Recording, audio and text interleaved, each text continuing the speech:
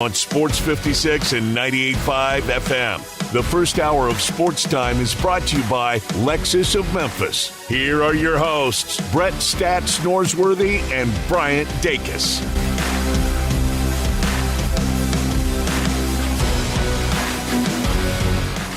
Welcome into Sports Time on a Friday. Bryant Dacus with you. No Brett Norsworthy today. He's traveling down to Athens, Georgia for Ole Miss, Georgia tomorrow night. College game day there. It's the game of the weekend, and it's going to be a big game for Ole Miss. But like I said, Bryant Dacus here with you. Johnny Hill in the other room producing. Also going to do a little co-hosting today. Johnny, his second day kind of officially with us, I should say, was with us yesterday and will be with us going forward. So really excited, Johnny, to have you. How you doing this afternoon? And I'm doing amazing, man. Appreciate, hey, it feel a little different in the seat, man. It feel a little different in the seat, man. Confidence. You got to have confidence in there, right? Yeah, got to have confidence. That's what you got to have. But no, we got a lot to get to today. College football, college basketball, NBA, NFL, a little bit of everything. But we've got to start with the breaking news. Just came down maybe 30 minutes ago.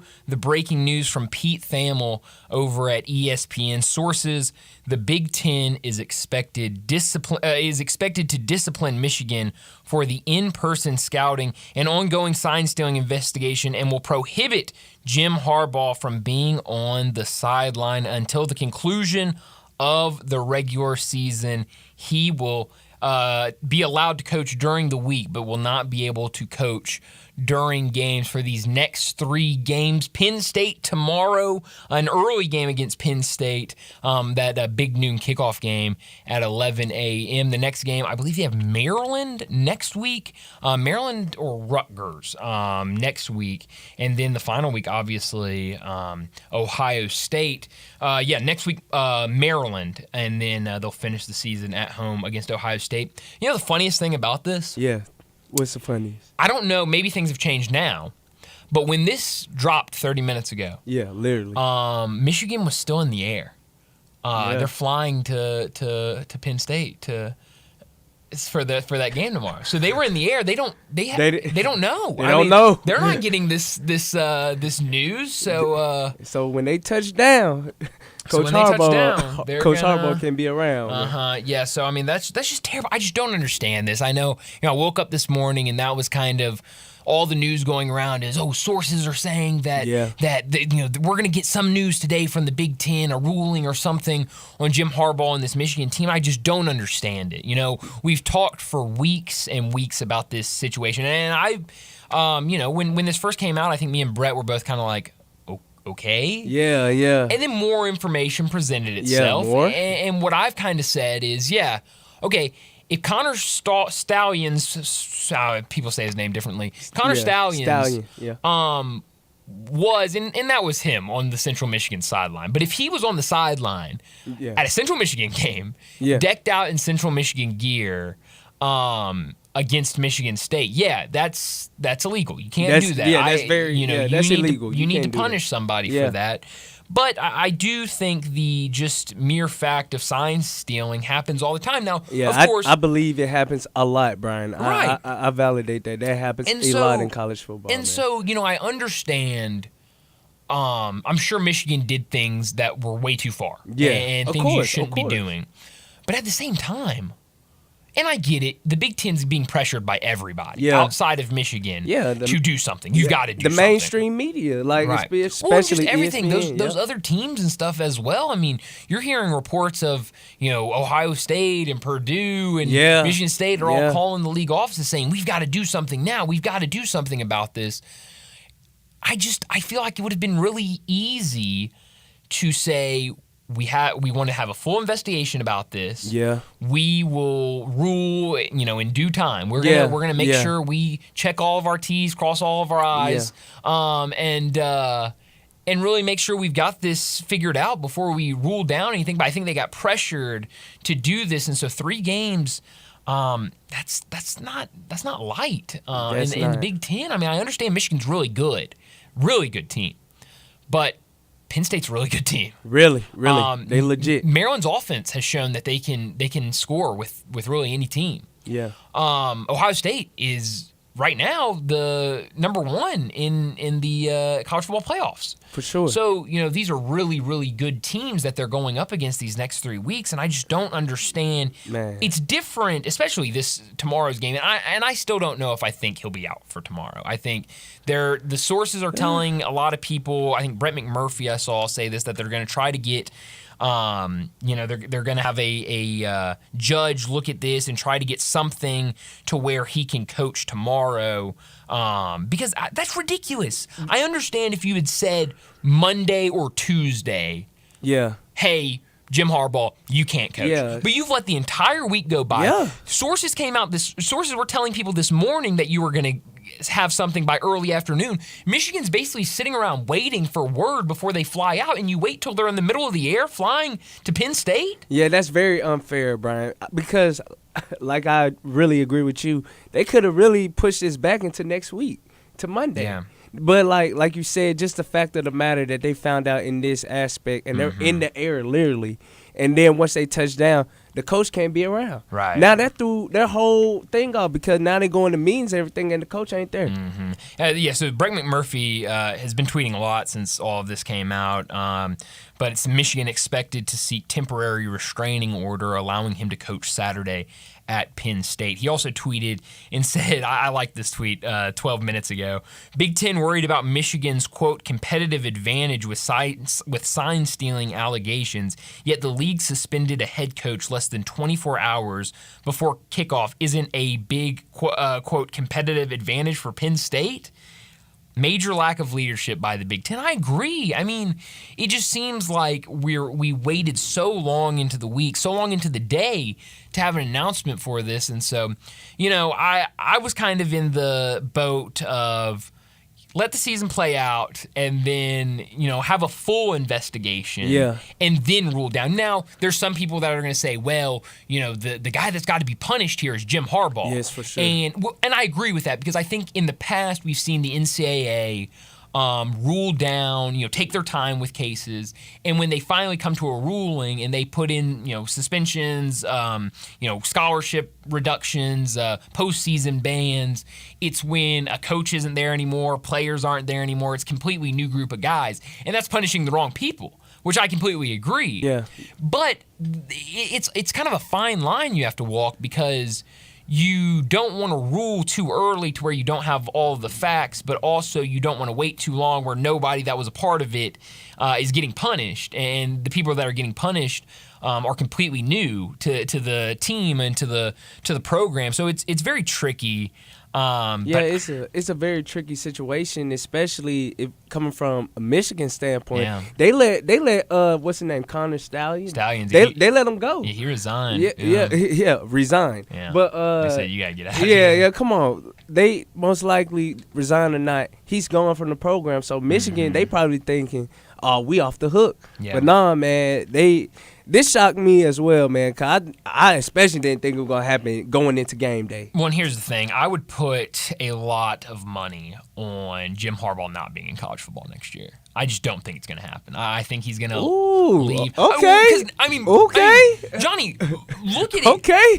He was suspended the first 4 games of the season, 3 or 4 games of the season at the beginning of the year, and now he's going to be suspended the last 3 games of the season. It seemed like you picking on him. And we've already, and we've already seen that he kind of, flirts with the NFL. There's always those reports of maybe he's going to go to the NFL, maybe he's not. So I think he's going to go back after this year and be back in the NFL. So maybe this was the only shot, the Big Ten, I guess I should say, because they were the ones that ruled it down. Maybe this is the only chance the Big Ten felt like, their shot to suspend Jim Harbaugh. I saw on ESPN, I forgot who was saying this, but they were basically saying, if you're the Big Ten, how do you do this when Michigan is your best shot this year to make it to the college football playoffs? That's why.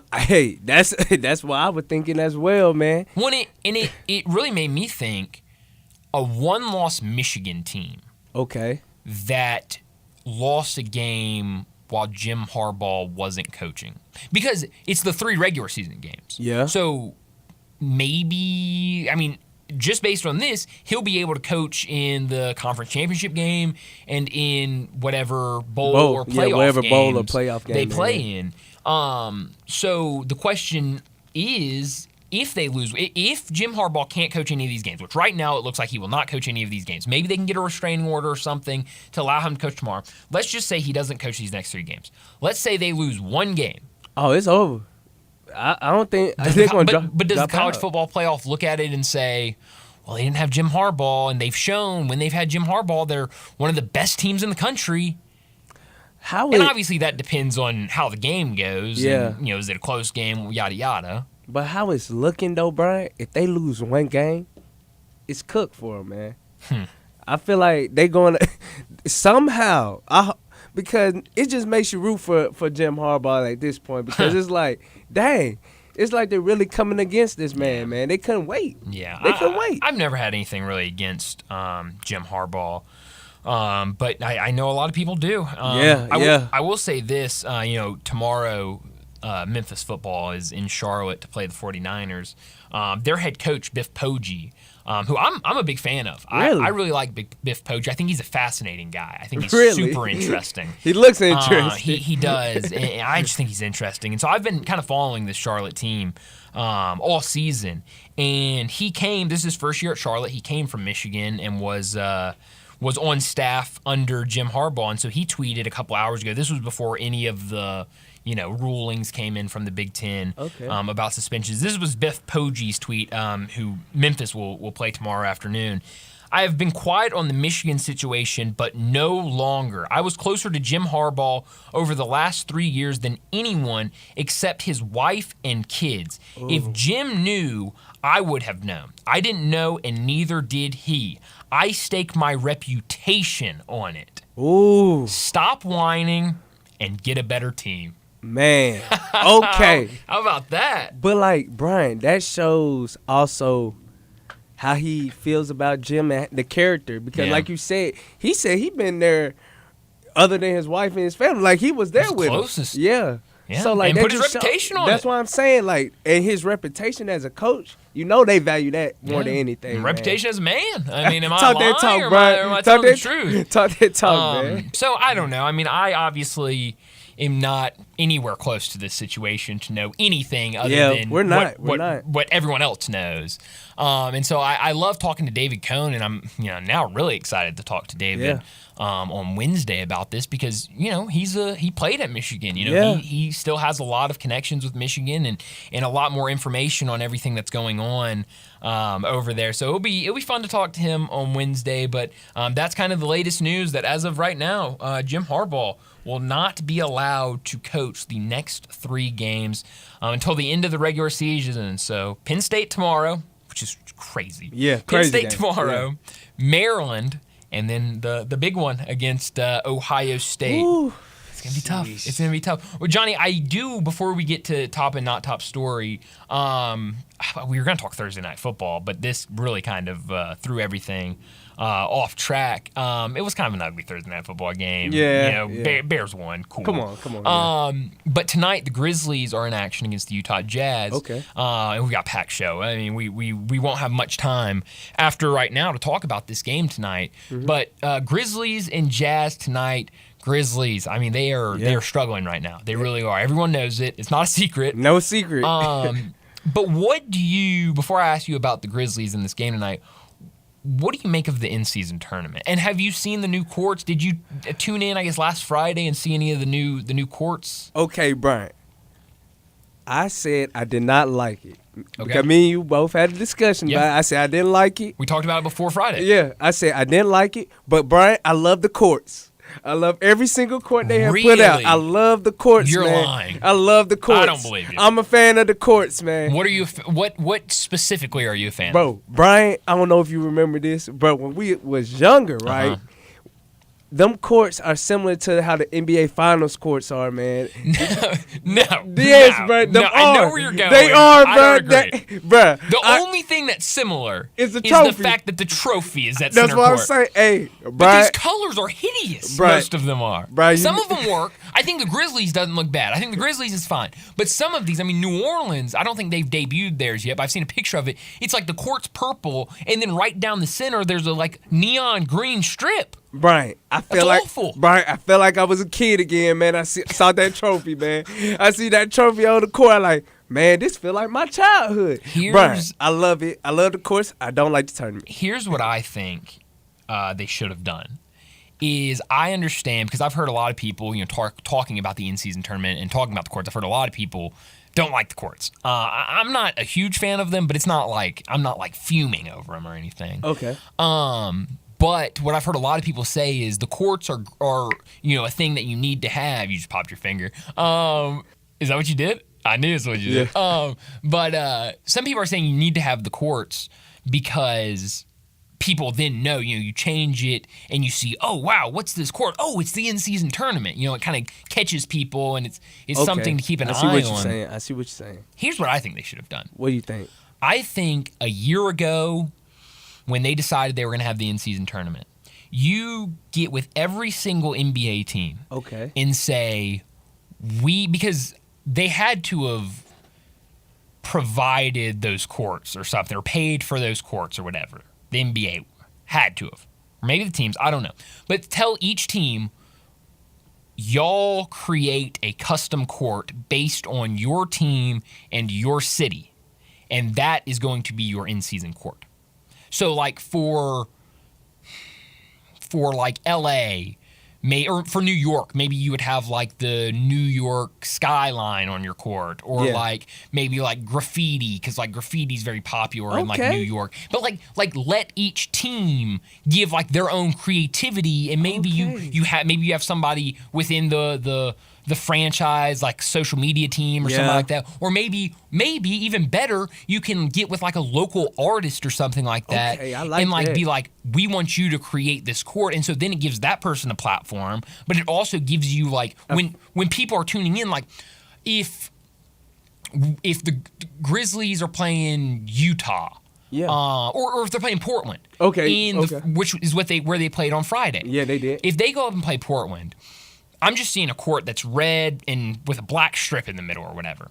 But if I saw something that was like more centric to Portland, like maybe I'll learn something about Portland that I didn't know, or it like gives its own flair. I think I would be way more intrigued of those courts than just this like cookie cutter, every court looks the exact same, but it's just different colors and different team colors. Okay, Brian, we agreed to disagree. But Brian, I do agree with one thing you said.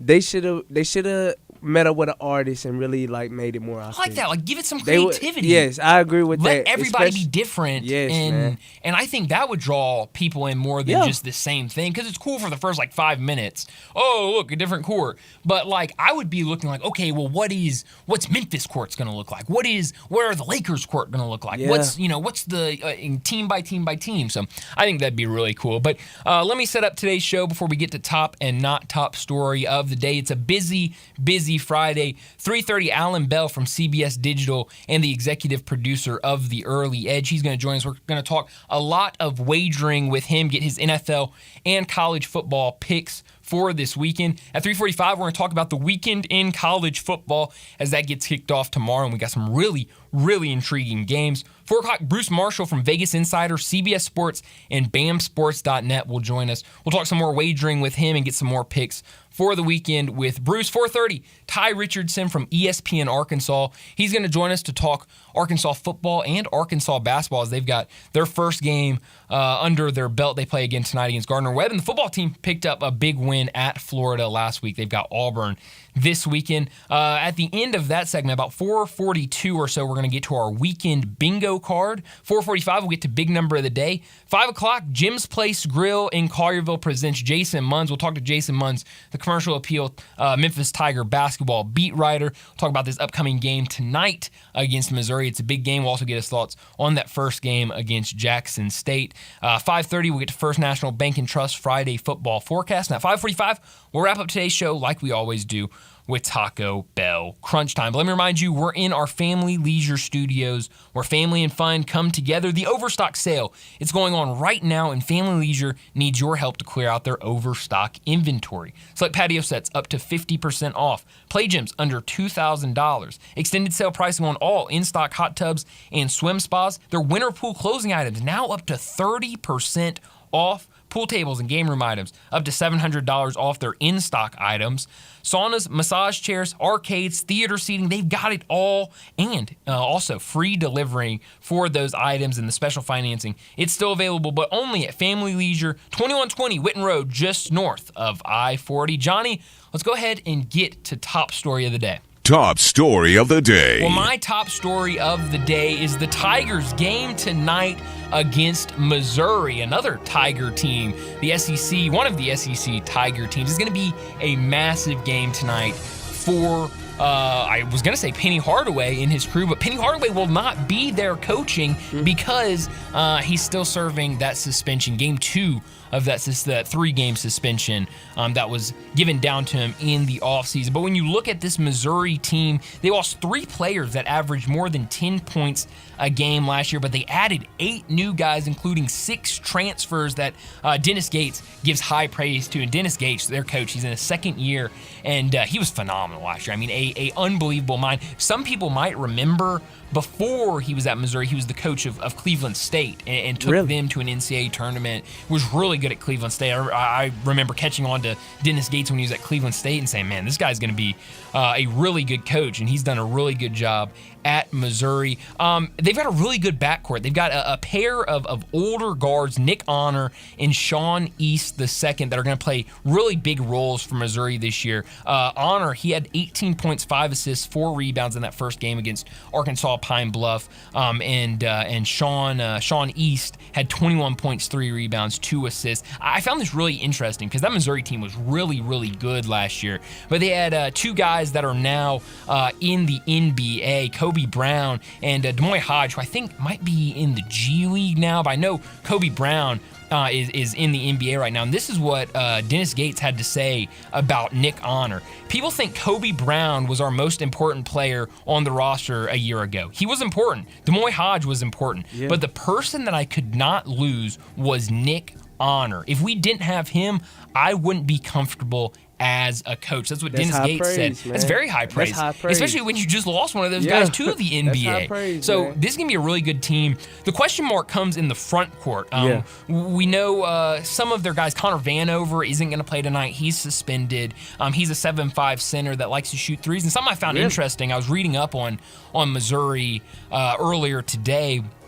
And one thing about their big men is they're all 3-point shooters, and they can all shoot the ball. The problem is they're all kind of the build of like real tall but slender.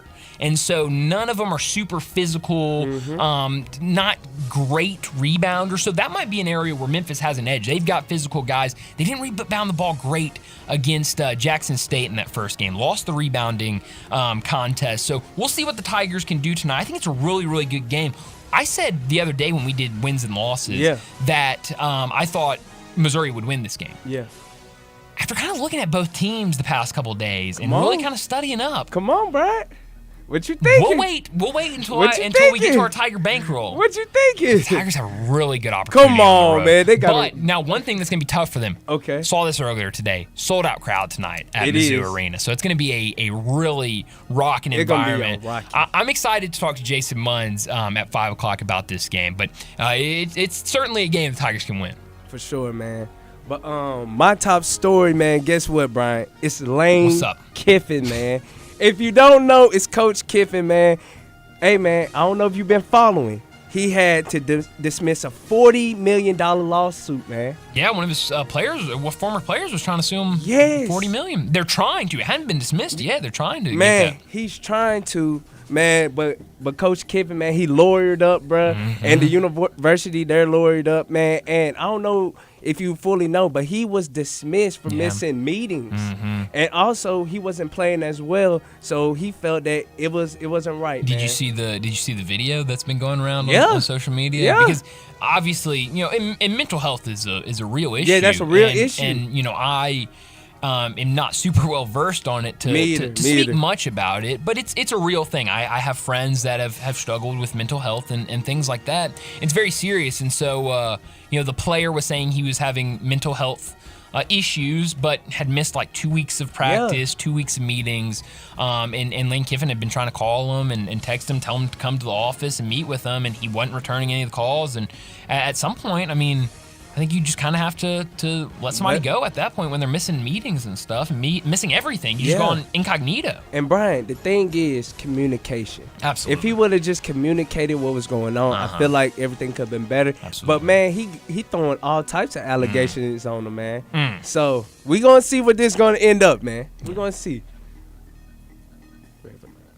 Not top story of the day. Well, my not top story of the day, I'm going to say Tiger-centric. It's this football game against Charlotte. I think the Tigers have a great opportunity, but this is not a game that they can look ahead. I made this my not top story of the day yesterday, but I'm going right back to it because I'm excited about this game. Me too, bro. I really am. But the Tigers can't get too excited about what's ahead on the schedule. SMU the following week at home. What you don't want to do is look at this Charlotte team that has really struggled this year. I'll be completely honest, and I've you've been covering them. You've been covering them. I wouldn't say I've been covering them. I've been keeping an eye on them. You've been keeping a close eye on them. They've really struggled, and so I think this is going to be a great opportunity for the Tigers, and it's kind of different from what we've seen these last couple of seasons between Tigers and their opponents. Really, these last 3 weeks, it's been, that offense that Memphis is going to play this weekend is really good. I mean, really fun, really electric, but the defense is kind of shaky. Yeah, this kind of flipped. I will agree Charlotte's with you on offense is not very good. It's kind of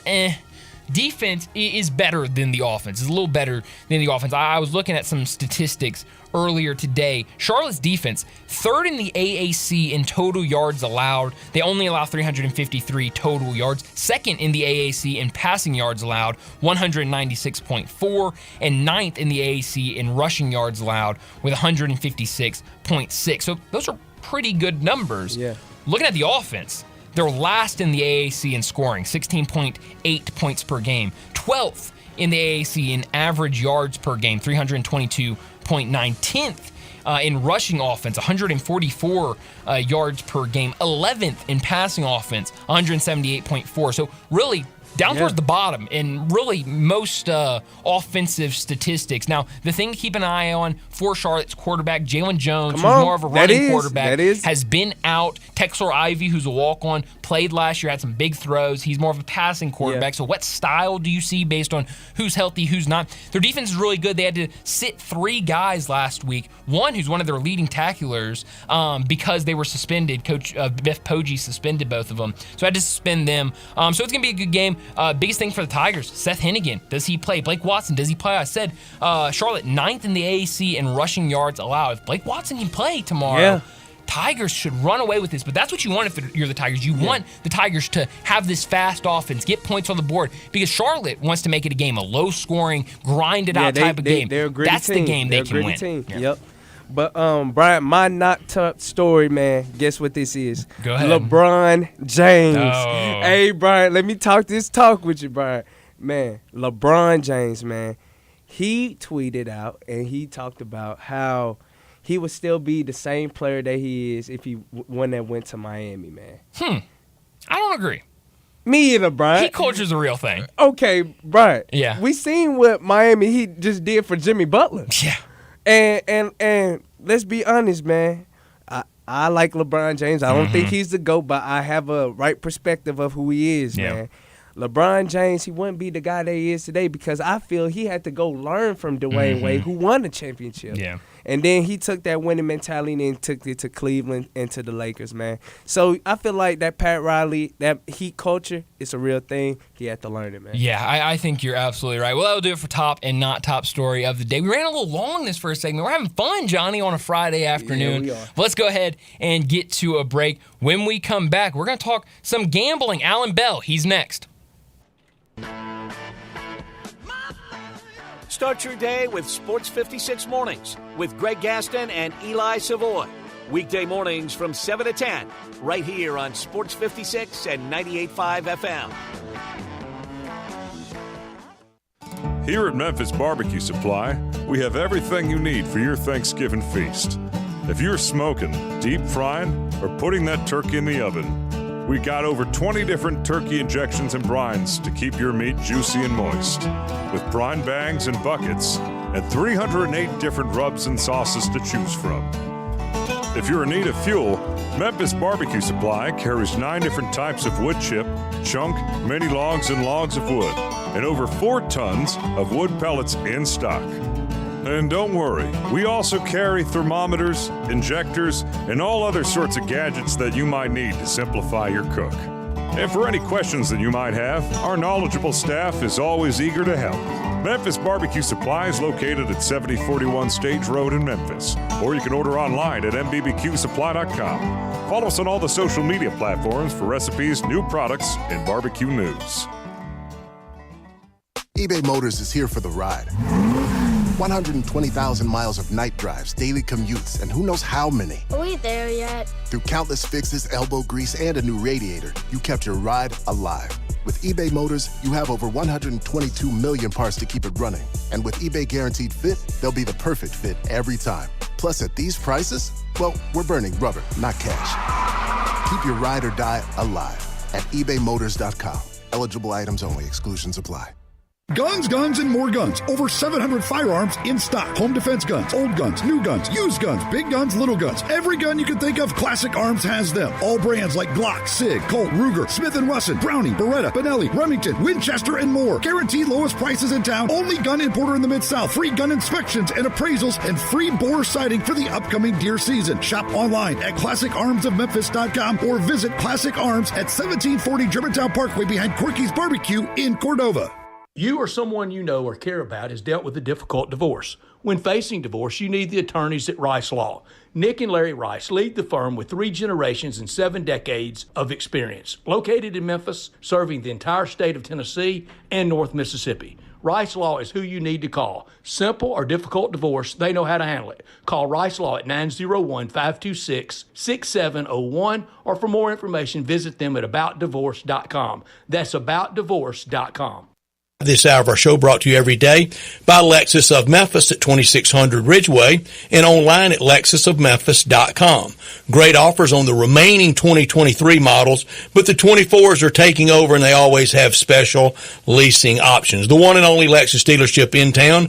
Call them at 901-334-9673. Driving luxury and confidence, knowing that every new Lexus comes with complimentary first and second maintenance services. Stop by today at Lexus of Memphis at 2600 Ridgeway and put yourself in the driver's seat of the all-new 23 or 24 flagship LS500, and you'll be driving in style. When you purchase a Lexus, you get top-of-the-line engineering and design, and they make for the luxury driving experience. Online at lexusofmemphis.com. Experience amazing at Lexus of Memphis. Let's make some money. It's time for Wagering Talk with Alan Bell from CBS Sports. Alan is the executive producer of Early Edge, part of CBS Sports Digital, and on Twitter X at Alan G. Bell. Here's Alan with Bryant and Brett. Welcome back into Sports Time. Bryant Dacus and Johnny Hill with you. No Brett Norsworthy today. He's on the road to Athens to for the game against Georgia for Ole Miss. But joining us now to talk some wagering, Alan Bell joins us now. Alan, as always, thanks so much for joining us. And before we get to any of these games this weekend, I've got to ask you your thoughts on this Michigan situation. We got the news about an hour ago. Jim Harbaugh, unless they get something, a restraining order of some sort, he'll be out the next 3 games, the last 3 regular season games of the season. What do you make of this decision in Jim Harbaugh not being allowed to coach the next 3 games? And it's tough, right? Yeah. I'll say this, that the fact that the conference is coming after, Michigan as well, means that generally, the NCAA has a case. Because if they didn't, the Big Ten is kind of like the NFL. The commissioner works for the ADs. They work for the schools. They promote the schools. And we're talking about a team that can compete for a national championship, a real, team that can do it, right? So this tells me that the NCAA's case is pretty good, and likely we've probably seen the last of Jim Harbaugh at Michigan. Oh, yeah. I would assume that the school will try to mitigate, the potential punishment. And Jim Harbaugh probably, will go along with that because he loves Michigan. And he'll say, look, guys, I'll step aside, go to the NFL, let you guys, get off. So it's not good for Michigan at all. No. Well, that's one. But I'll say this, though, real quick. I'll say this. The line on this game against Penn State was Michigan -4, all right, before the news. Yeah. Okay? The line right now is Michigan -4. So there you go. That goes to tell you. I like it. Well, and that's one thing, me and Johnny were talking about it to start the show, and I think one thing to me that stood out about them making this decision so fast and trying to get it right now is I think everyone and their mother thinks Jim Harbaugh is leaving for the NFL after the season. I think if they wanted to punish Jim Harbaugh, this was really the only opportunity they had before he leaves Michigan. So I'm not super shocked about the decision, but I think you're right. They must have good evidence. Well, let's start with that game on Saturday, Alan. Michigan and Penn State right now, like you said, Michigan, a 4-point favorite. That total sitting at 44.5. With no Jim Harbaugh, what do you like in this one? I like Michigan, and for a couple of reasons. Number one, they've already played without Jim Harbaugh this season already, right? So this isn't anything new. Number two, Michigan, Jim Harbaugh even went away. He has used this as motivation for his team, right? Yeah. We have seen them respond. Now, here's the question. This is really the first time Michigan's played anybody. Yeah. You know what I mean? It's one thing when you're doing this against Indiana and whoever. It's another thing when you've got Penn State on the road, and then you play Maryland, and then you play Ohio State, right? This is go time. It gets real in a hurry. But that being said, I think that Michigan, the reason I like them, their offense is nothing special. And I don't say that negatively. I say it as, if this were a big, gimmick offense, you have to do a bunch of stuff, for it to work, yeah, I'd be worried. They just run the football and throw the football and make a decision. You'll stop the run or you'll stop the pass. Or they do the opposite, right? So not much changes for Michigan here. I think it's going to be a great game, but I'll take Michigan. I like it. All right, a little bit later in the afternoon up in Missouri, Tennessee on the road at Missouri. Brett likes to remind everybody, the Tigers are up there to play Missouri tonight. Memphis fans, Tennessee fans, play nice up there. It could get ugly up there between those fan bases. But what do you like tomorrow afternoon on CBS? Tennessee versus Missouri right now. Tennessee a 2.5-point favorite. That total about 58.5. Yeah, man. Here's the tough part, right? So Missouri's going to be likely without their top wide receiver, all right? And that hurts because he is a playmaker for that team. And Tennessee's secondary is not that good. Their defensive four is solid. But beyond that, the defense isn't that great. Yeah. I'm going to roll with Missouri here. I do think that these teams are pretty even. If Tennessee had the passing game that they did last year with Hendon Hooker, I'd be all over Tennessee. But they're doing it on the ground, and they're running for 200-plus yards a game. I'm not taking anything away from them, but Missouri can score too, and they're going to score. So if it's 2.5, man, give me the home team. I like it. Let's go to the game that Brett will be at tomorrow afternoon between the Ole Miss Rebels and the Georgia Bulldogs. Right now, Georgia, a big favorite in this one, 10.5. That total also about 58.5. What do you like in the College Game Day game tomorrow? I am rolling with Ole Miss. Oh, wow. I'll tell you why. All right, so Lane Kiffin, 15 years ago, was the head coach of the Oakland Raiders. Yeah. It is astonishing the level of experience that Lane Kiffin actually has. What was Kirby Smart doing 15 years ago? That's a good right? point. Lane Kiffin has been there, done that. He's seen things. You're not going to surprise him. Now, Georgia's a better team. Don't get me wrong. But Ole Miss is better than the public gives it credit for. That offense can score. They can play defense. Really, the big thing is that if they just don't shoot themselves in the foot, right? Don't turn the ball over deep in your own territory. Just don't make it easy for Georgia, right? They're going to score and you're going to score, but make them earn it. But, yeah, 10.5, I think it's too much. Ole Miss can win this game. I know what I just said. Ole Miss can win this game. Do I think that they do? Am I going to bet it? No. But I'll bet the 10.5. I'll take Ole Miss. Oh, I like that one. All right, I got to ask you a very specific question. Rutgers, Iowa, over or under 28.5? My God, 28.5.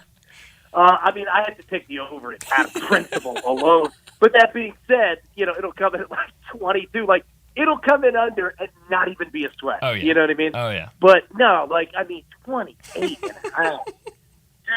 Dude, that's unbelievable. Especially, Iowa has known that they had to fix this offense and score, and they haven't done it. Yeah. Alan, do you also remember when they promised up and down preseason that they were going to average 25 points a game and this offense was going to be better than we've ever seen it? Or was that just me? I mean... Well, you know what? You're right. Like, when we heard that, I was like, well, did they move down to, 5A in high school? Who are they playing against? You know what I mean? It's just, man, it's just been brutal. But the tough part is that they do have a legit defense. Yeah. I'll take it out of principle, but my God. I mean, that's going to be... Can you imagine sitting there watching that? Oh, man. There, in 20 degrees? No. One of the few joys on a Sunday afternoon is watching Iowa football and wondering if you're going to get an over or an under on any specific day. It's great. We're talking to Alan Bell from CBS Digital, the executive producer of The Early Edge. He joins us every Friday afternoon to talk wagering. All right, Alan, let's get into some of these NFL games.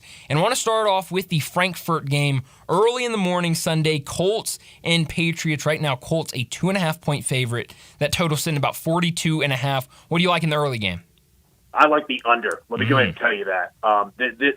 We saw with the Chiefs and the Dolphins going over to Germany, that's a long trip. Yeah. London is a long trip. It's unknown. We've only had one, obviously, that was last week. So, this is brand new for these teams, and it's just a lot to take in for for creatures of habit that NFL players, coaches, et cetera, right? Also, Patriots have a decent defense, then okay offense, but, it's not that great. Right. And the Colts, kind of the same. I like the under for so many different reasons here. I think it's going to be a pretty ugly game. If you're looking for props, bet punts over 8.5. There will be a ton of punts in this game. That. I'm writing that down right now. I love that bet. I've really loved watching him all season, but what C.J. Stroud has done this year and what he did last Sunday in that game against Tampa Bay was just unbelievable, but a much tougher test this weekend on the road against the Bengals. Right now, Cincinnati, 6.5-point favorite. That total sitting about 46.5. Do you think we could see C.J. Stroud magic 2 weeks in a row? Yeah, dude, he has played great all season long. I'm with you right now. Are they going to go in and win this game? Probably not. But they can score with anybody, right? C.J. Stroud, it is incredible what this kid is doing because remember, the Texans are not a good football team. I like the coaching staff. I like the D'Amico Ryans. I like the draft picks and everything that they did. But that takes time, dude, to get this thing going. But if you're telling me 6.5, it's a lot of points, man. Sure is. Especially that key number. We always thought, you look at the key number, 3, 7, 10, when betting football. 6 is a massively important number. So if it's over 6.5, dude, give me the take. I like it. Another game I've heard a lot of people talk about this week, especially with the 49ers, kind of their struggles in recent weeks. 49ers on the road against the Jaguars. Right now, 49ers a 3-point road favorite. That total sitting at 44.5. Can the 49ers get back to their winning ways, or will it be what I don't think anybody assumed going into the season, 4 straight losses for the 49ers?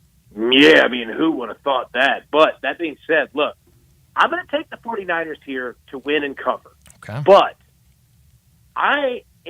there are questions here with this team. I know that there are a couple injuries out there, but, this whole we don't need a quarterback thing, buddy, you need a quarterback.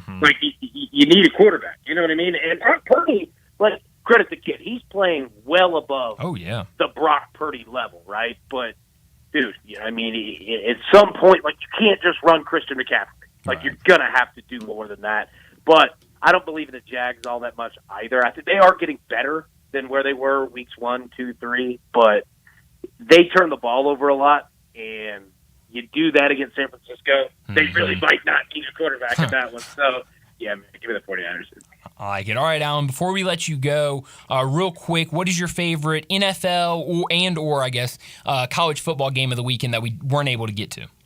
Yeah, look, I like Florida State. Ooh. Any way that you want to take it. If you want to take it with the spread, if you want to take, a team total, like, to 31.5 at home against Miami, dude, they've got everything going for them, and they played pretty bad offensively last week. Mm-hmm. So I think that they really step on the gas and get that thing going. And then if you're telling me in the NFL, dude, look, man, I'm going to take the under in the Titans-Bucks game. 39.5. I know it seems low, but I think that this is going to be a little bit of a regression for Will Levis, and the Bucks don't score at all either. These are two very identical teams. I'll take the under in that game. I like it. Well, it should be a fun weekend. Alan, thanks so much for joining us. We'll do it again next Friday. Hey, look forward to it, buddy. Have a good weekend, man. Thanks, Alan. Right back at you. Alan Bell joining us every single Friday to talk gambling. He's from CBS Digital, and he's also the executive producer of The Early Edge, which I say this a lot, but The Early Edge, it really is. If you haven't checked it out, go check it out. They do a ton of stuff. It's on YouTube. They also have their app and their website, Sportsline, that you can go and get all of not just Alan's, but all of their handicapper picks. Bruce Marshall, who we'll talk to in a little bit, he's also on there. But with The Early Edge, they go live every single morning, I think about 9 o'clock or so, give their best bets of the day. They do other videos throughout the week for different sports and stuff. It's really good if you like sports betting and you want to hear what some of the experts think. It's a great option. Like I said, it's on YouTube, so it's free for those shows. But let's go ahead and get to a break. When we come back, we'll talk about this weekend slate in college football. Be sure to follow us at Sports56 WHBQ on Twitter, Facebook, Instagram, and YouTube to watch live video of our shows, stay up to date with station events, and have chances to win prizes. Don't miss out on anything that's going on. Follow us at Sports56 WHBQ.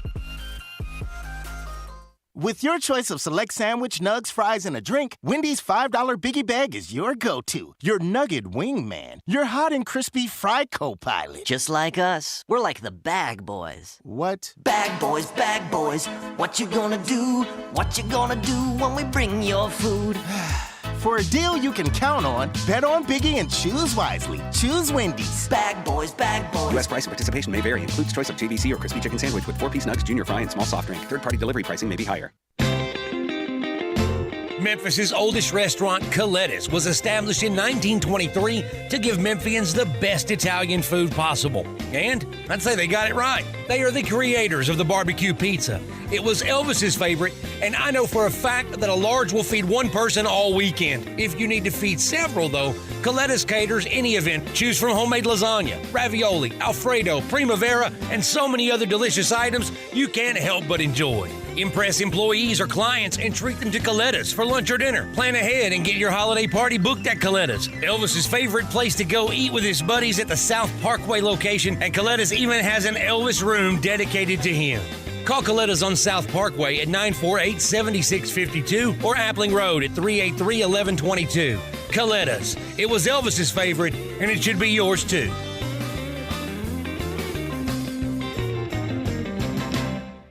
Did you know nearly 40% of men under 40 and over 75% of men over the age of 40 experience sexual performance concerns? At the Memphis Men's Clinic, their experienced physician performs a comprehensive evaluation that determines which specific issues may interfere with your sexual performance. These issues can vary and range from anxiety to medical issues, low testosterone, or erectile dysfunction. The Memphis Men's Clinic has evaluated hundreds of men of all ages over the years and reestablished a normal sexual life. The Memphis Men's Clinic will work aggressively to resolve issues and allow you to restore your sexual health and overall well-being. That's the Memphis way. If you're 20 years old or 90 years old, come and get cared for the Memphis way. Treatment that's based on your specific needs after a professional clinical evaluation by their experienced board-certified physician. Call the Memphis Men's Clinic today at 901-443-0475 or visit memphismensclinic.com. Genesis Diamond's first ever 3-day store-wide sale is this weekend. 3 days of mind-blowing savings, up to 35% off. Earrings, bracelets, bands, pendants, plus thousands of engagement rings, all on sale. Designer jewelry has been flown in from New York and California for this. Certified diamonds, lab-grown diamonds, and luxury pre-owned Rolexes are also included. Don't miss the biggest and best store-wide event all year. Save 20, 30, even 35%. This Friday, Saturday, and Sunday only. And only at Genesis Diamond. Poplar and Perkins Extended. See store for details. Now back to Sports Time on Sports 56 and 98.5 FM. This hour is brought to you by Lexus of Memphis. Here are your hosts, Brett Stats Norsworthy and Bryant Dacus.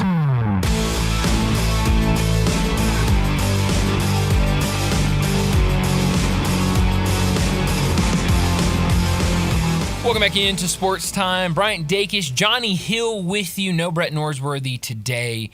He's on the road to Athens, Georgia for Georgia and Ole Miss tomorrow night. But as always, we're in our family leisure studios. And Johnny, we just got some picks for tomorrow's slate of games, but it's a really, really good slate in college football. I mean, we're winding down kind of towards the end of the year.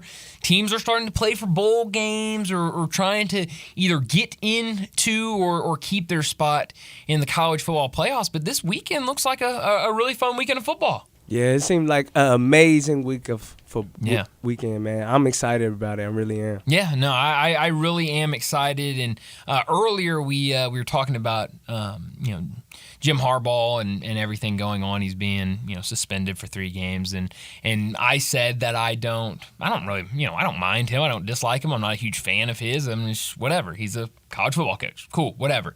We did have a text message. I'm assuming it came in when we were talking about kind of like him, kind of dislike him, whatever. And this texter said that he drinks milk while eating steak, and that alone is enough reason to dislike him. Jim Harbaugh do that? That's a little insane. I didn't know that. That is a little crazy, Brian. If that's true, I'm out on him. Hey, I can't be a fan of him if that's true. Milk and steak? Not saying anything against anybody that drinks milk with steak. It's just not what I would do. I have a really, really close family friend, like so close that we do Christmas with them, Thanksgiving with them, like all the holidays with them. And he's a big milk guy. I don't know if he would drink milk with steak, but I wouldn't put it past him. I wouldn't be surprised if he did. Man, to be honest, Brian, I never heard of that. I like a cold glass of milk, but maybe not with steak. Not with steak. Then you have a steak sauce and or your stomach gonna be in trouble. Couple water or something like that. Yeah, water. With steak. Something reasonable. I don't know, but if that's true, I'm completely out on Jim Harbaugh. But looking at this slate of games this weekend, how do you not get excited? Just looking at just the top 25 matchups, you've got Miami and Florida State, and Allen says load up on Florida State, which I say go for it. But also it's a rivalry game. You kind of have to toss the records out in a rivalry game. Yeah, because anything can happen, like you said, Brian. Anything. Obviously, Michigan and Penn State takes on kind of an extra level of interest because of everything happening with Jim Harbaugh. That's also at 11. Alabama, Kentucky at 11. For American Athletic Conference fans, Tulsa, Tulane at 11 on ESPN2. Arizona, Colorado. Arizona's been playing really, really good football. Really good. They've been looking really good. I'm excited for this. I know a lot of people are excited for Michigan and Penn State. I know a lot of people are excited for Ole Miss and Georgia for good reasons. I'm really excited for this Tennessee-Missouri game. Hey, I'm really excited too, man. And the thing is, man, we're gonna see a lot, man. They got both good offenses, man. Mm-hmm. It's just gonna be a great week of college football. It's a really, really good weekend. I think we were talking to Bill Bender yesterday, and he made a great point of Joe Milton's been playing a lot better in recent weeks. But also what Eli Drinkwitz has done this year at Missouri. I go back to, I think it was SEC Media Days, and we were talking about kind of all the coaches coming in, who's on the hot seat, who do you think would be kind of first coach fired. And a lot of people, and I was probably one of them, said Eli Drinkwitz is right up there. If he doesn't have a great season, he's probably going to be out. And his team has been really, really good this year. And with obviously with Luther Burden, when you have a receiver that is that electric and a quarterback that is that good at Brady Cook, your offense is going to look really good. And that's not even throwing in the running back. They got good. two good running backs who are electric, man. So that whole offense, like I was saying earlier, man, it's really explosive. It's really explosive. So I'm excited about that game against Tennessee. Right now, Tennessee a slight favorite on the road. So we'll see if they can go on the road and get a win. But let's talk just for a second. I know we need to get to a break. Let's talk a second about this Ole Miss and Georgia game. I've heard a lot of people saying take Ole Miss plus the 10.5. Alan Bell said take Ole Miss plus 10.5. I'm going to wait until we get to Friday football forecast later, but I'm starting to think I'm going to take Ole Miss plus 10.5. I mean, when you look at this, I do think Lane Kiffin really wants this game. I think he's really excited about this opportunity. I think a lot of people at Ole Miss are excited about this opportunity. I think they know what this game could mean for the rest of their season. But it's also the same thing at Georgia. I think you're telling me that this team that is going for 3 straight national championships doesn't know, hey, we got to win this game on Saturday against Ole Miss, and know that Ole Miss is a good team coming in. It's going to be an interesting game, and I'm excited about it to see what Ole Miss can do on the road, a tough environment. Everyone talks about Beaver Stadium and that environment that you get for Penn State at night games and those wideouts and stuff like that. Georgia's close up there. I mean, they pack that out for night games. It gets jumping in there, and so it's going to be a tough environment. But I do think Ole Miss has a really good opportunity. I've been going, saying this day in and day out. I've been really, really impressed with what Jackson Dart has done this season at quarterback. He's made improvements. I remember last year when Jay Morgan was still working here. Me and him would talk a lot about Jackson Dart as when it comes to him sitting in the pocket and throwing the ball, it's not great. It doesn't seem like they really draw up a ton of pass plays for him. It doesn't seem like they have a ton of confidence in him. I've seen that completely flip this year. They have confidence in him. He looks confident back there. Very confident. He looks like he is super comfortable in the system, and you look at those stats and it reflects it. And so I think it's going to be a great matchup on tomorrow night at 6 o'clock.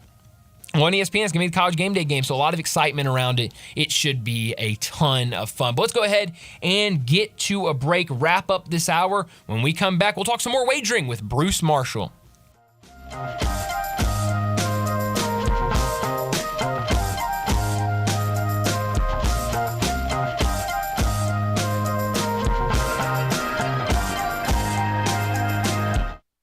I know the sweetest thing in Memphis, and I know it's been around for 120 years. I'm talking about Dinstall's, and it's time to stock up heavy on Cashew Crunch, Heavenly Crunch, Turtlettes, all of your favorite Dinstall's treats to watch the playoff games and to watch all the basketball. It's so easy to get. The sweetest thing in Memphis, all you have to do is head to Laurelwood or head to Germantown and Poplar right across from the hospital, or go where they make the candies. That's on Pleasant View. There's nothing that says Memphis better than Cashew Crunch with that little tinge of coconut, or the Turtlettes. Let's face it, there's nothing better than Dinstall's chocolate.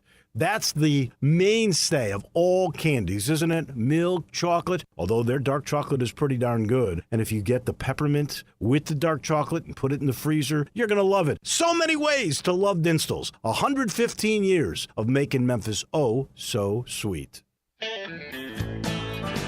5-Ash Roofing, it's what we do. Roofing and siding, gutters too. We're the pros you can trust to get it done right. Call on us. 5-Ash Roofing, the name to know. 5-Ash Roofing, the only way to go. 5-Ash Roofing, it's what we do. 5-Ash Roofing. Is that not the corniest thing you've ever heard?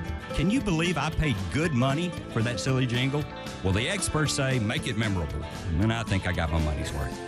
5-Ash Roof Services, proud partner of the Memphis Tigers and the official roofer of the Tigers home team.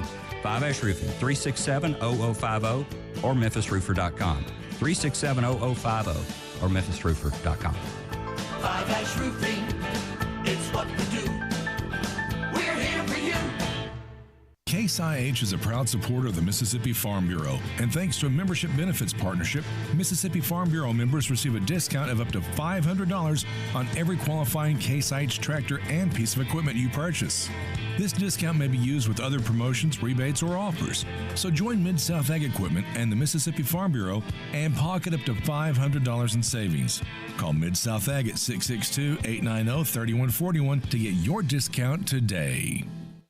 How long has it been since you heard the term being overstocked? Well, it's happened at Family Leisure. Yep. That means you get the savings, like select patio sets that are up to 50% off. If you need a play gym, you're in luck because they're also overstocked and start at under $2,000. Pool tables and game room items up to $700 off of in-stock items. Saunas, massage chairs, arcades, even theater seating. Special financing is available with free delivery. Family Leisure is extending sale pricing on all in-stock hot tubs and swim spas. And if you need supplies to close up your pool for the winter, Family Leisure has them up to 30% off. It's been a while since you've heard of an overstock sale, but Family Leisure is right in the middle of one. Huge deals and a huge overstocked inventory. That means great savings for you. It's happening now at Family Leisure, Whitten Road at I-40, where family and fun come together.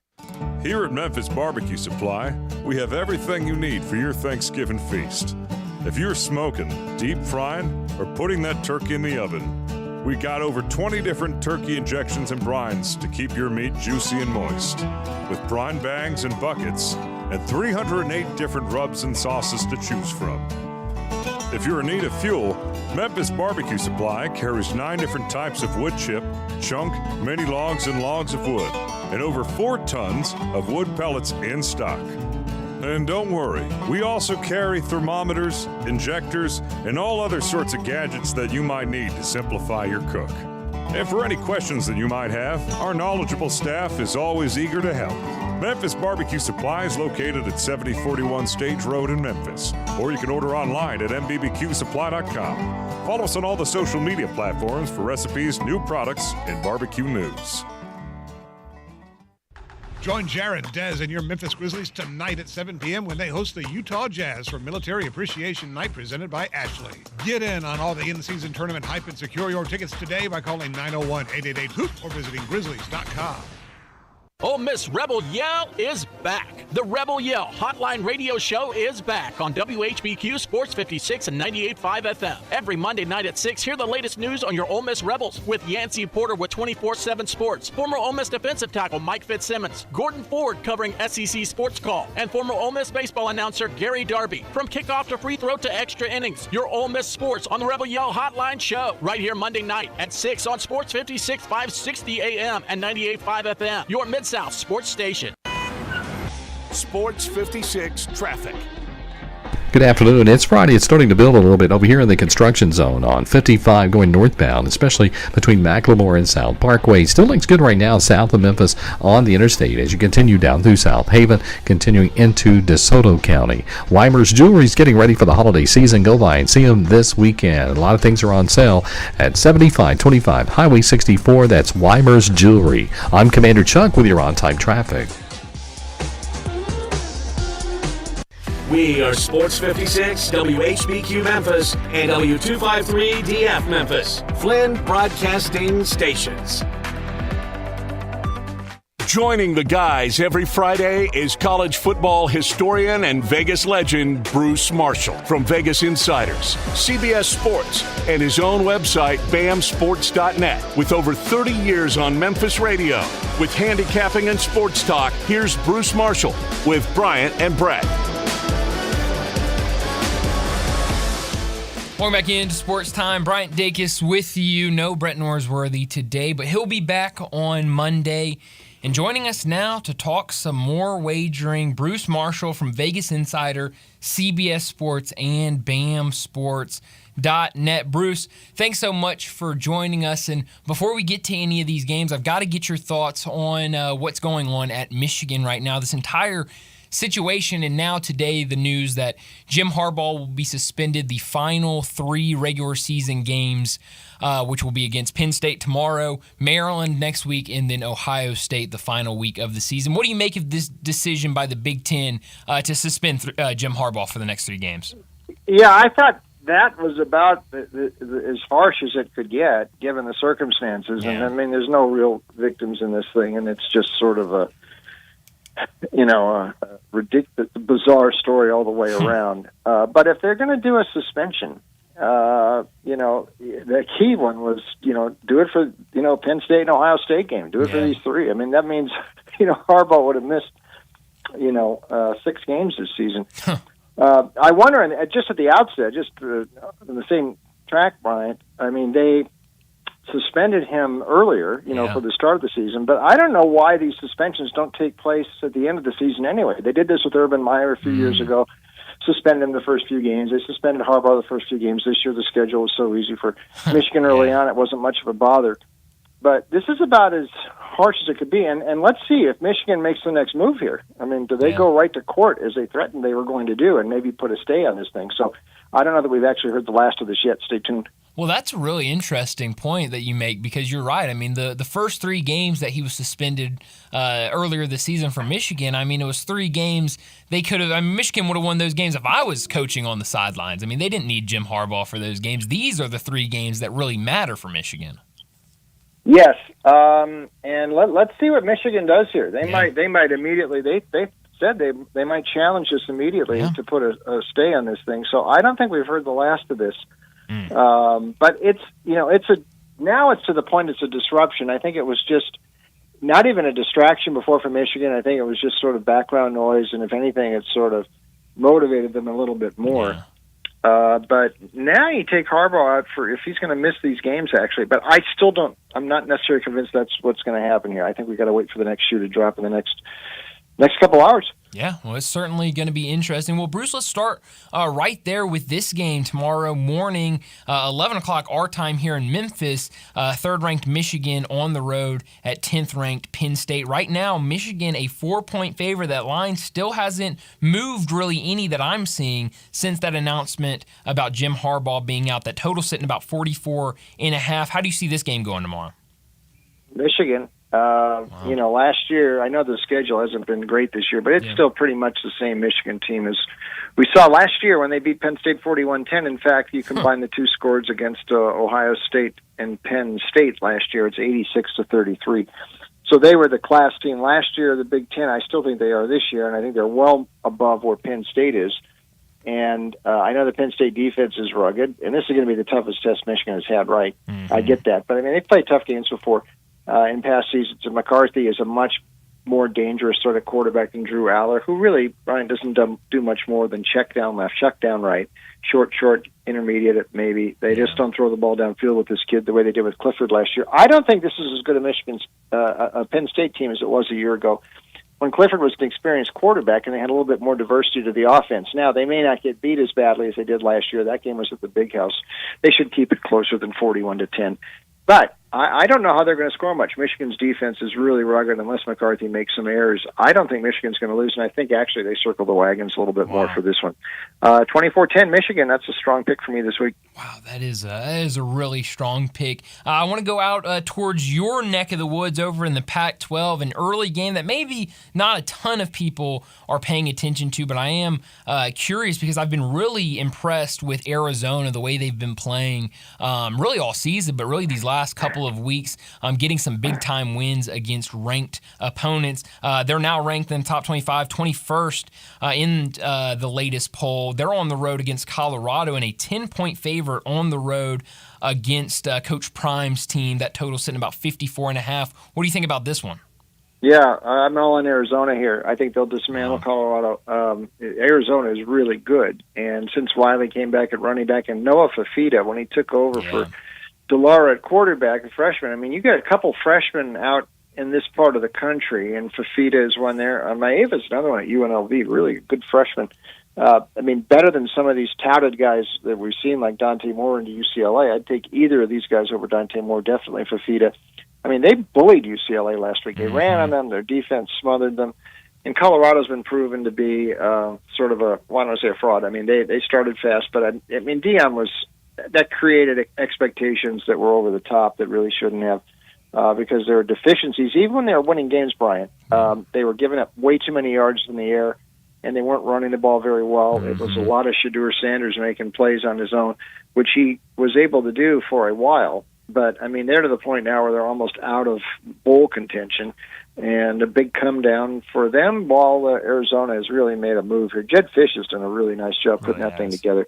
31-14, Arizona. I think they'll roll in Boulder tomorrow. Yeah, well, and Brett reminded me of this the other day. This is the same Arizona team that lost to Mississippi State in the second week of the season. And it's just hard to believe that they have really turned it around and are playing really, really good football in Pac-12 play, and really tough Pac-12 conference. All right, well, I mentioned Brett. He's not here today. He's down in Athens for the game tomorrow night. College Game Day will be there for 9th-ranked Ole Miss versus 2nd-ranked Georgia. Right now, Georgia a 10.5-point favorite. The total sitting about 59.5. I've heard a lot of people, especially around here in this area, a lot of Ole Miss fans, feeling pretty confident that either Ole Miss can win this game or at least keep it within that double-digit spread. What do you like tomorrow night? Yeah, I'm hearing the same thing. And tell Brett and the radio crew there's a varsity in Athens there, right downtown. So you can go there just like they have in Atlanta. You get the best hot dogs in the South. So I mean, I'm sure they'll visit there tonight. But maybe Ole Miss does have a chance. You know, Georgia this year, they've only still covered 2-point spreads. So Brian, here we are into mid-November. Yeah. They look great, of course. Kentucky and Florida games look like they were ready to join the NFC South. But you know, a lot of the other games they've had some struggles. There's the Bauer situation too. Ole Miss has not really wobbled this year like they started to do by this point a year ago. And you know, they pulled some games out of the fire, the LSU game, the A&M game last week, so they're showing some resilience there. And I think the one difference this year to last, a little more maturity even for Jackson Dart. He's not putting as many balls up for grabs. He's only thrown 4 interceptions. He's well beneath his interception rate from last year, and Lane maybe slowed down the offense a little bit. They were running at a fast tempo, running the ball last year. The rushing numbers down a little bit, but Dart is taking better care of the ball, and I think that helps the offense. And defensively, I mean, they've been as good as they've had to be, except, you know, even the Alabama game, they weren't all that bad, but, you know, made the stop they needed to make in the second half against LSU. Down the stretch, and that I think they're going to hang around in this game. Maybe not win it. 31-24 Georgia. That's been their pattern this year. They win, they don't cover. I think that's what happens again tomorrow. Yeah, I like that. It should be a great game tomorrow night in Athens. Well, while I've got you on, Bruce, I've got to ask you about the Memphis Tigers tomorrow. They're on the road against Charlotte, and Biff Poggi in his first year, a very interesting character out there with the 49ers. Right now, Tigers an 11-point favorite on the road at Charlotte, but there's questions. Seth Hennigan, the starting quarterback for the Tigers, does he play tomorrow? Same thing with Blake Watson, the starting running back. Does he play tomorrow against the 49ers? Do you have any lean in this one in Charlotte tomorrow? Well, I'm hearing that Seth Hennigan will probably go. Yeah. I'm not sure about Watson, but if Hennigan's there, that's the determining factor. Memphis will win this game and cover it. You know, Biff Poggi is an interesting guy. You look at him in the game; he looks like a truck driver. He sure although does. The guy's been a hedge fund manager, so he's a wealthy guy. So I mean, he's interesting character. But the trend in Charlotte games this year. Here's an unbelievable one for you, Bryant. The road team is 9-0 against the spread in Charlotte games this year. Now they run a very funky offense. I mean, they've got some elements of the old single wing in there. It's a lot of misdirection, short yardage passing. It doesn't go beyond 5-7 yards. I mean, I watched the game a few weeks ago against Florida Atlantic, and I think Andre Ware was doing the color. He said, just jam the box on these guys. Make dare them to throw downfield because they don't. So there's some limitations in this offense. They got to walk on playing quarterback. If Hennigan's there, he will. Listen, Memphis, the only 2 losses, the Missouri and Tulane losses are games Memphis was in until late in both of those games. So they got a class edge, and they will win this game handily as long as Hennigan plays 34-16. And I think Hennigan does play, and that makes me a big supporter for the Tigers tomorrow in Charlotte. Yeah, I think Seth Hennigan will go tomorrow as well. I saw the beat writer Jonah Dillon, who usually joins us on Monday. He tweeted out earlier. I saw that Seth Hennigan was on the plane with the team, and that he pointed out usually if guys aren't playing, Coach Silverfield does not let them travel to away games. So that might be good news on Seth Hennigan and his availability tomorrow. Bruce, let's go back to the SEC. An afternoon game on CBS tomorrow. Tennessee up in Columbia, Missouri against the Missouri Tigers, 13-14. Right now, Tennessee a slight favorite on the road, 2.5. That total sitting about 58.5. What do you like in the afternoon game? Yeah, Georgia figures into this because Missouri is off Georgia. Tennessee's looking ahead to Georgia. And so we'll see how that plays out. I do know the last 2 years what's played out in this series. Josh Heupel has boat raced Missouri the last 2 years, 60-plus points both times. Ooh. But that was the scheduling worked right. It was right when they were ascending a couple of years ago, and I think the SEC for a bit 2 years ago was kind of caught by surprise, a little flat-footed with this up-tempo and what Heupel was doing there with Hooker, who didn't, remember 2 years ago, Joe Milton started the season as quarterback. Then Hooker took over, and they really took off. And last year they put 66 on Missouri, just the time of the season, and Missouri was a little bit banged up. Totally different here. You're going into Columbia, Missouri. No shame in that effort last week. They gave Georgia all it could handle. This might be a fight for one of those New Year's Day bowl games in Florida. Cook healthier this year. His arm was hurting last year. Didn't put up the numbers he did this year. Schrader's a rugged fullback. Burden, big play wide out. This offense has balance. It's a capable defense. And we've seen Tennessee a couple of times. Milton's slowly getting a little better, and they put up some nice numbers in recent weeks. But they've also had a couple of alarming collapses this season. So that second half against Bama and the Florida game, and those are the ones that are away from Knoxville too. So got to keep that in mind tomorrow. 36-31 Mizzou. I think they get revenge for those losses the last 2 years to the Vols. I like that. Bruce, before we get to these NFL games on Sunday, what's your favorite college football play for the weekend, and maybe one of those off-the-wall, non-top 25, non-power conference games that we like to get from you? Well, I'm going to give Georgia Tech a shot tomorrow. I mean, at Clemson, they're getting over 2 touchdowns. This Tyler from Spartanburg may get a kick out of that if it happens, but I know Clemson won last week, but it wasn't that big over Notre Dame. Look what Brent Key has done with Georgia Tech as a road dog. He's not just covering point spreads, he's winning outright. At Pitt last year, at North Carolina last year, at Miami this year. They're a double-digit dog in all those. They win outright. They also beat North Carolina again this season. Yeah, they had a couple of flat efforts like the Bowling Green one. I can't explain. But Haynes King, he's on 22 touchdown passes. He might be on his way to 30 of those this season. Jimbo wishes he had him still at College Station. And, Clemson's, the whole thing this year has been, they've fallen short more often than not. So I'm going to take Georgia Tech plus the points tomorrow in Death Valley. Now, tonight, this game in the American in Dallas, North Texas comes in off of 3 tough losses in a row. One of those was to Memphis, but Tulane, Memphis, UTSA, they're right there with these teams. These are the top tier of the American, which SMU is as well. Chandler Rogers, the quarterback at North Texas, over from ULM. He's got 21 TD passes, just 3 picks. Talk about a guy flourishing in a new environment. And SMU can beat up the bad teams, but I'm not sure I put North Texas in that category. We saw Rice, even without JT Daniels for half that game last week, really give SMU a fight.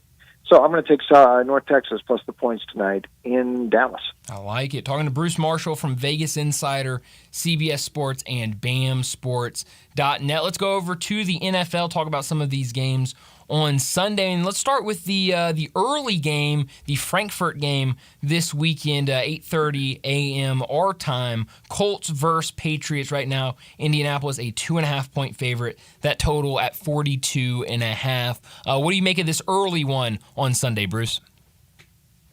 I will tell you something, and I might be the only guy who thinks this. I don't think the Patriots are playing that badly right now, and they sort of turn things around the second half of the game against the Raiders last month when they almost came back on the Raiders. They beat the Bills after that. They actually played very well against Miami, and they deserved a better fate in that game. And then last week, that was nip and tuck with Washington, which is not bad. They're not playing badly. They're at least doing some things offensively.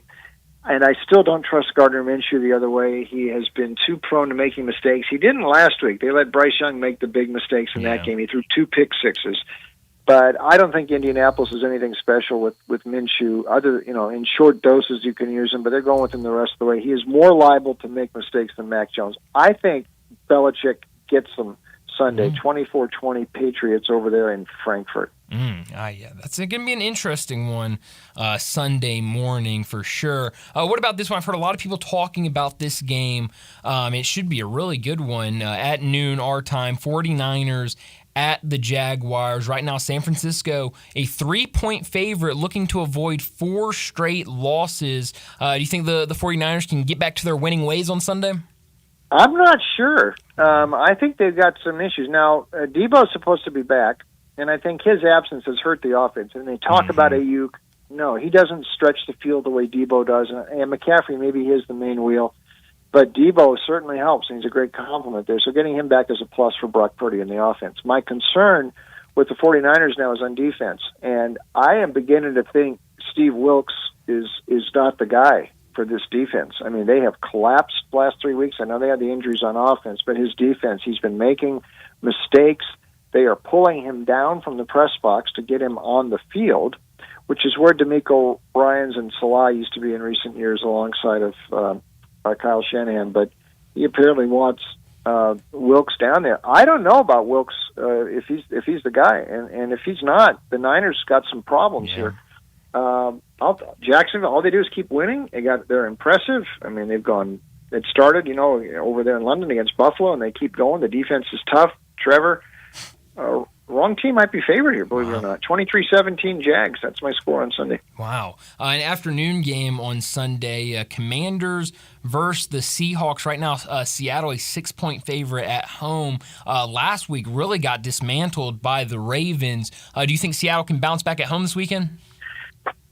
Actually, I do not. Wow. I like Washington here, and I like what Sam Howell is doing. I think he might be a keeper at quarterback. I mean, he seems to be getting a feel for this thing. They've tightened up the protection a little bit.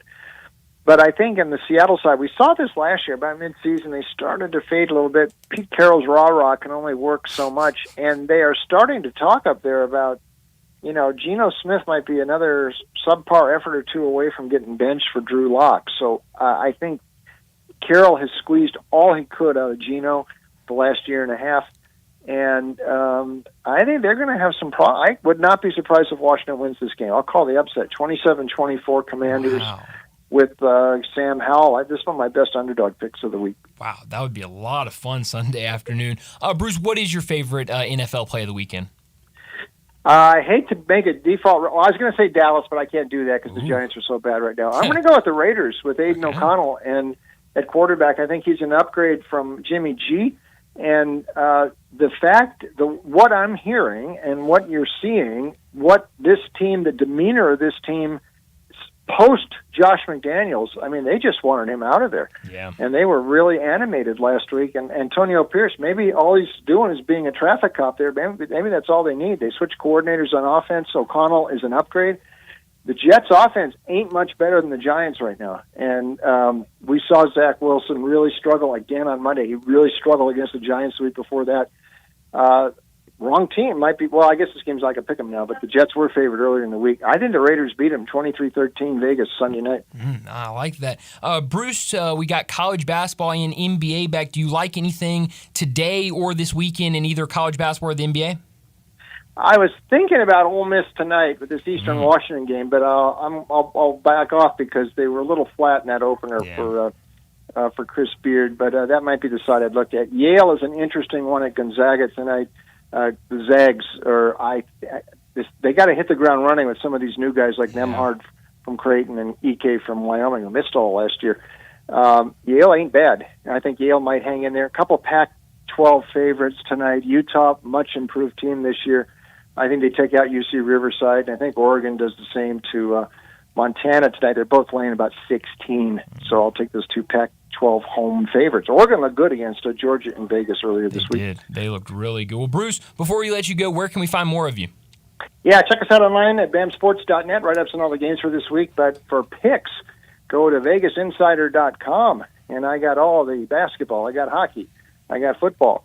And a lot of college hoops tonight in there as well, football for the weekend at vegasinsider.com.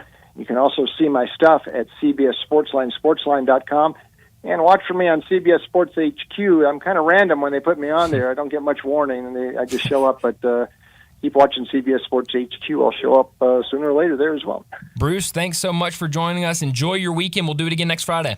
Okay, enjoy your weekend, Brian. Thanks. Thanks, Bruce. Bruce Marshall, he joins us every single Friday from Vegas Insider, CBS Sports, and BAMSports.net to talk some wagering. But we need to get to a break, so let us go ahead and take that break. When we come back, we'll talk Arkansas with Ty Richardson.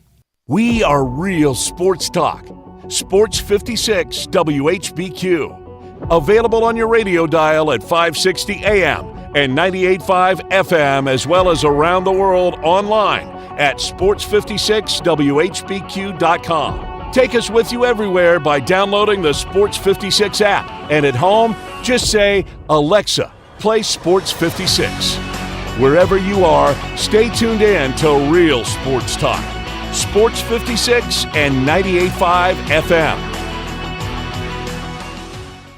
Welcome to the Rendezvous. This is John Vergas. When my dad started the Rendezvous in 1948, I don't think anyone could have imagined we'd still be serving shoulder, cheese plates, and our world-famous dry rub ribs 75 years later. But we are still here in the basement, in an alley in downtown Memphis.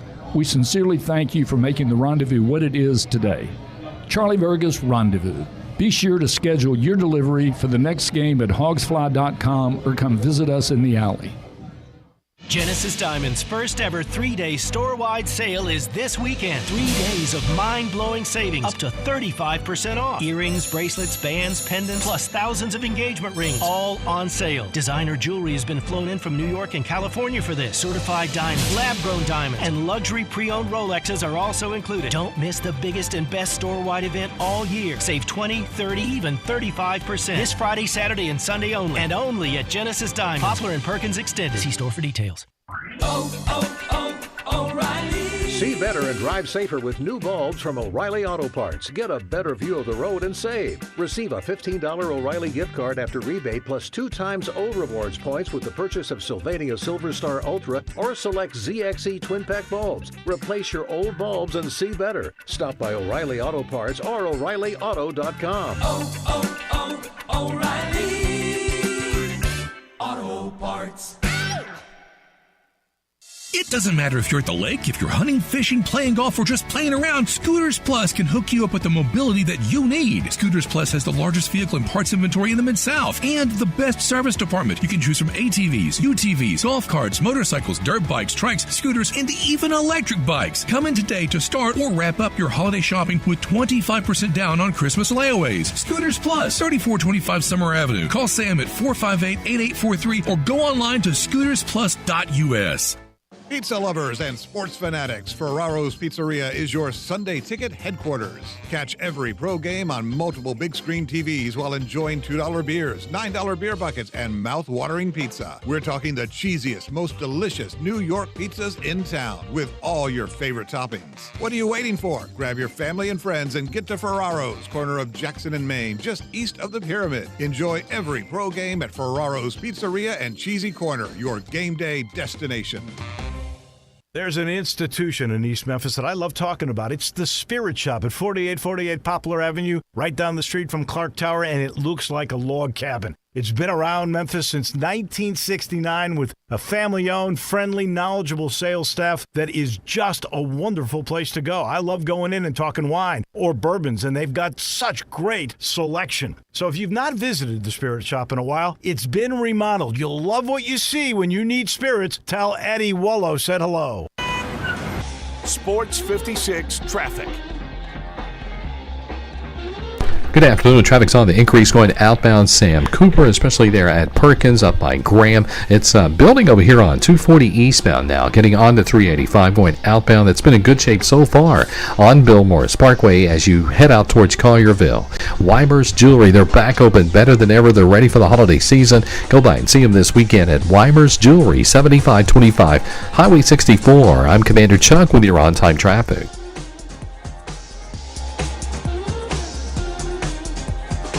Time to talk Razorbacks on Sportstime. Joining the guys is Ty Richardson from ESPN Arkansas to talk all things Hogs and SEC. On Twitter X at Ty Sports Radio, here's Ty Richardson with Bryant and Brett. Come on, all you Razorback fans, let's stand up and call those Hogs!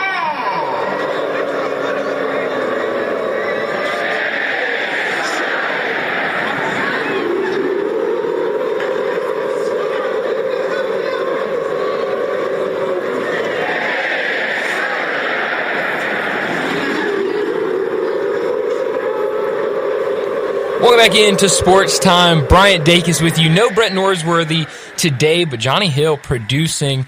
Second day in a row producing for Johnny Hill. He's doing a great job. But joining us now to talk some Arkansas Razorbacks from ESPN Arkansas, Ty Richardson joins us now. Ty, thanks so much for joining us. How you doing this weekend after a Razorback victory last week? Brian, I'm good.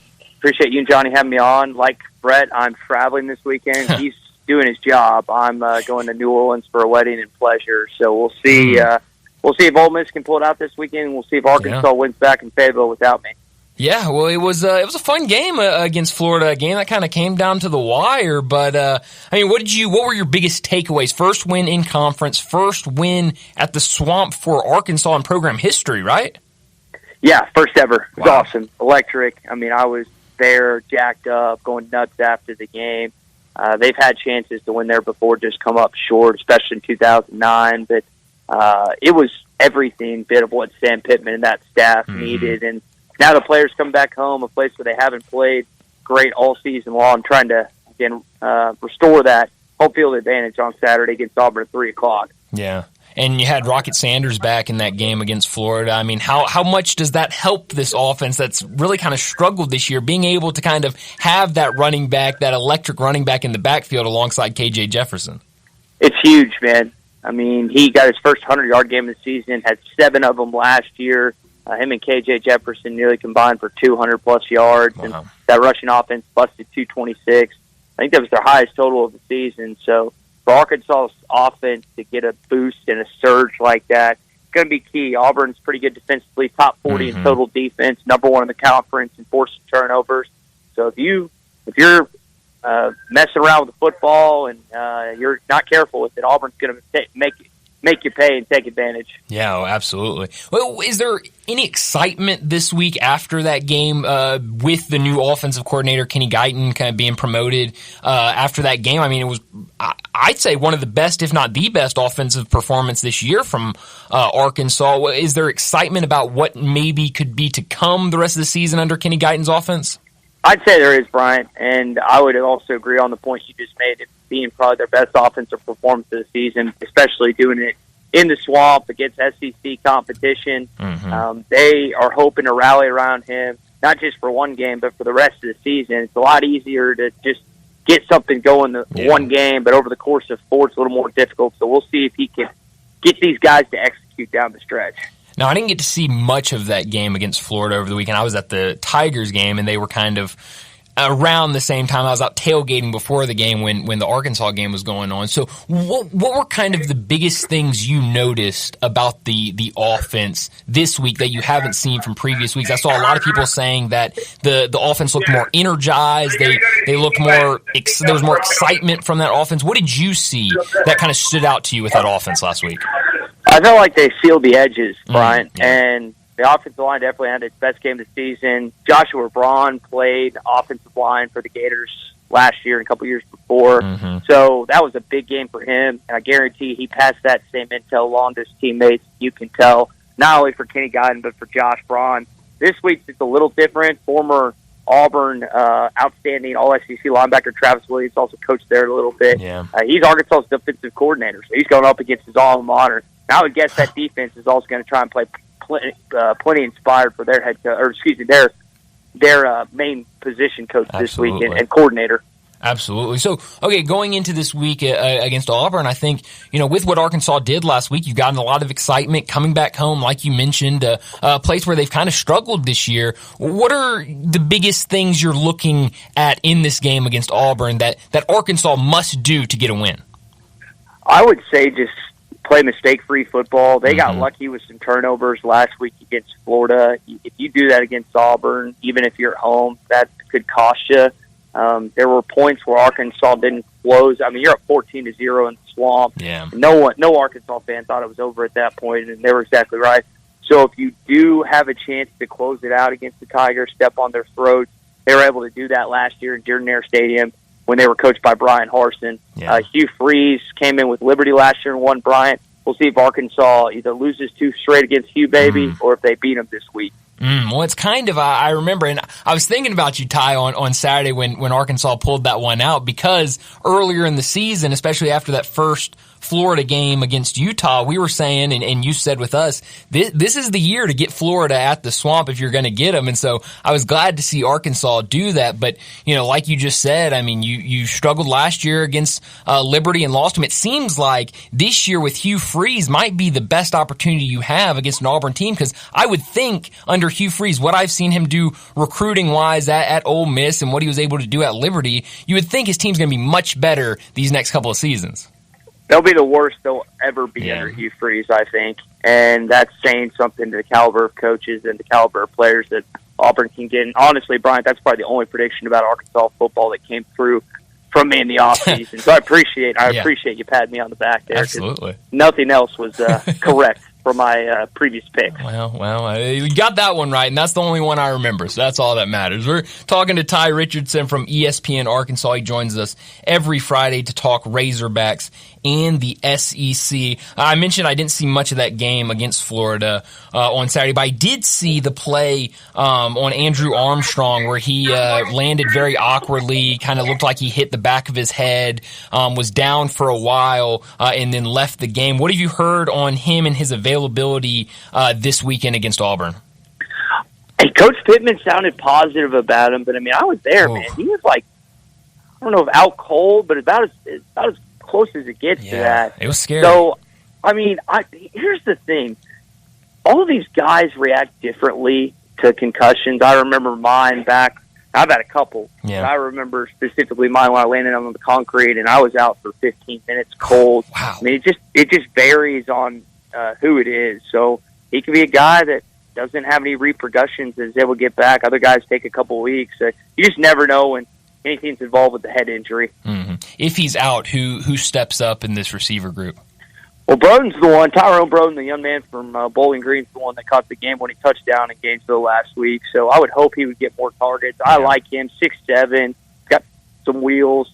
Fayetteville kid's Isaiah Satania. He hasn't necessarily been as much of a boost as people thought he would be this year, but they're going to have some guys step up. They lost their backup tight end as well this past week. Mm-hmm. They're, Brian, listen to this. On the team right now at the tight end position, there's a total of 2 catches. 2. Wow. At Arkansas. The 2 catches this year. Marquise Gums, the transfer from North Texas. So those guys got to step up this week. Yeah. That can't be, again, a disaster from them in that position.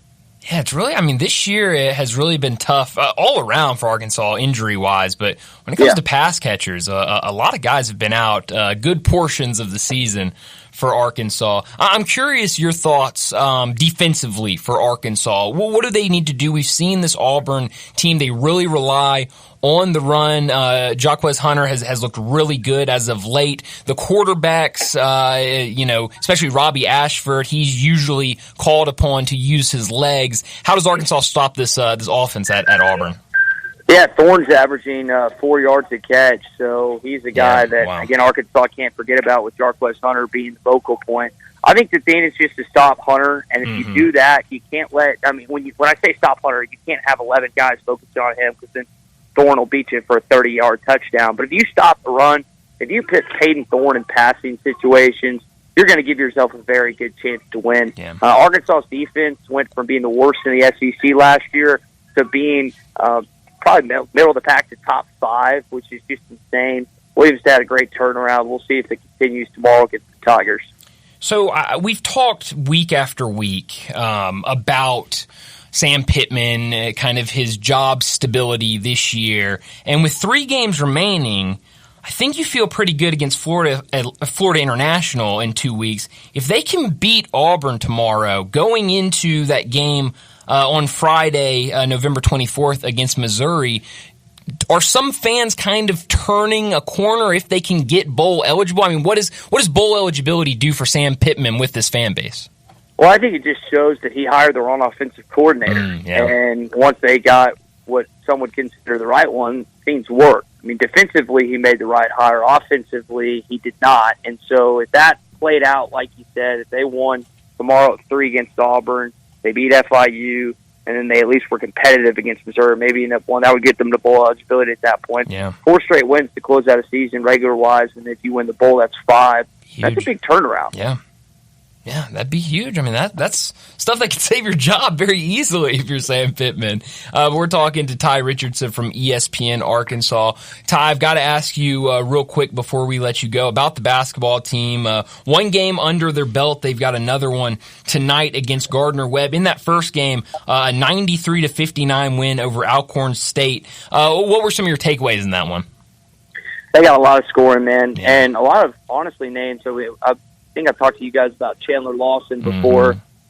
He's again going to be a really key find for Arkansas. A couple of American Athletic guys that again Memphis fans will know, particularly Caleb Battle, played at Butler initially, then Temple last year, which is in y'all's league, I think. So he's a sharpshooter and he can do a lot of different things. So I think they just have a lot of depth right now. It's going to be interesting to see. We're a game in. Got Arkansas's their second game at Butterwall Arena tonight, and we'll get a better idea again. So there's going to be a lot of moving parts this season, I would think, based on some guys that get hot and then cool off a little bit.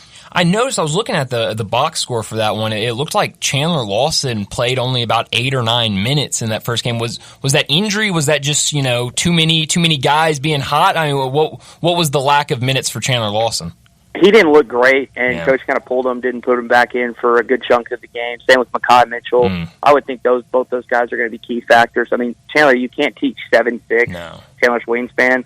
So I think that's what people are really excited about. I mean, he handled Zach Edey. Edey had I think 15 and 12 in the exhibition game, and he averaged 22 and 13 the year before. They didn't shoot the ball that well either. Relative to his season average, I mean, I'd take 50-something% of what he usually gets. But I was very impressed with Lawson's grit, and I think it's going to come up big several times this season. Yeah, no, and his defense, he's got really, really good defense that I think will help Arkansas a lot. But Ty, thank you so much for joining us. We'll do it again next Friday. I appreciate it, Brian. Sorry about the suitcases and the ambient noise. No, hopefully next week won't have that. You're all good. Enjoy the weekend. Enjoy your trip down south. All right, appreciate it, Brian. Thanks, Ty. As Ty Richardson, he joins us every Friday afternoon to talk Arkansas Razorbacks. Okay, Johnny, we got to be quick because we got to get to a break, but I do have our weekend bingo cards, okay? You ready for this? Yes, I'm ready. I'm going to go with mine first. I've also got Brett's. Okay, so I've got 4, 2 from college football, 2 from the NFL. My first one from college football, a sleeveless Biff Poggi. I know a lot of Memphis fans aren't familiar with Biff Poggi, but he goes sleeveless shirts, athletic shorts for games. I hear it's supposed to be a cold one, so we'll see if he whips out the sleeveless shirt tomorrow. But that's number 1 on my bingo card. Number 2, at least 2 top 25 upsets this weekend. Okay. I like this slate of games. Maybe we could get some chaos tomorrow. Maybe I'm trying to just speak that into existence. 3, this one's in the NFL. I think we're going to have a lot of NFL rookie quarterback talk over the weekend. Really? I mentioned this yesterday. I don't know if you remember, but tomorrow, after Sunday's games, I should say, we will have 10 rookies starting at the quarterback position this season, which is just incredible. So there will be a lot of rookie quarterback talk after the weekend. 4, Bill Belichick fired talk. We're going to get some of that, especially if they lose early in the morning. We'll hear a ton of that. Quickly, Brett's he's got 3 from college football, 1 for the NFL. His first one for college football, Ole Miss Radio Network. They're going to hit the over on the term between the hedges tomorrow before that game and during that game against Georgia. Number 2, he thinks we'll get at least one picture of the Bama football team when Kirby and Lane were on Nick Saban's staff. You know they're going to have that on the ESPN broadcast where they kind of gray it out and they circle in on their 2 faces. Absolutely. That's a great one. 3, video archive footage of all of the missed Florida State field goals throughout the years versus the U. That's a really good one. Yeah. And there's one from the NFL. He brought this up the other day. Sunday Night Football and NBC referencing the Heidi game, which I like that. I don't know if you heard when he brought this up the other day, Johnny, but I guess a while ago there was a Sunday Night Football game or whatever football game, and it was the 2 teams that are playing Sunday night, Jets and Raiders, and they cut it off because they had to show the movie Heidi on that channel. And the game looked like it was over, and whatever team was losing came back and won. So he thinks we'll get a reference to the Heidi game. So that'll be a lot of fun. That's our bingo card for the weekend. Let's go ahead, get to a break. When we come back, it'll be time to get to big number of the day. Add a little fun to your lunch break. Join Johnny Radio for Sports 56 Happy Hour from 11 to 1 every weekday on Sports 56 and 98.5 FM. Uncorn flavor, Corky's barbecue. Hi, this is Jimmy Stovall with Corky's Barbecue. We have been serving up our legendary barbecue for more than 39 years, right here in Memphis, Tennessee. Whether you're dining in, picking up in our drive-thru, or serving our famous barbecue at your office or home, with Corky's Party Pack, you are the hit of the party. Barbecue pulled pork, baked beans, coleslaw, barbecue sauce, and buns, starting at only $8.49 per person. And as you know, we send plenty of food. You never have to worry about running out with Corky. How long has it been since you heard the term being overstocked? Well, it's happened at Family Leisure. Yep. That means you get the savings, like select patio sets that are up to 50% off. If you need a play gym, you're in luck because they're also overstocked and start at under $2,000. Pool tables and game room items up to $700 off of in-stock items. Saunas, massage chairs, arcades, even theater seating. Special financing is available with free delivery. Family Leisure is extending sale pricing on all in-stock hot tubs and swim spas. And if you need supplies to close up your pool for the winter, Family Leisure has them up to 30% off. It's been a while since you've heard of an overstock sale, but Family Leisure is right in the middle of one. Huge deals and a huge overstocked inventory. That means great savings for you. It's happening now at Family Leisure, Whitten Road at I-40, where family and fun come together.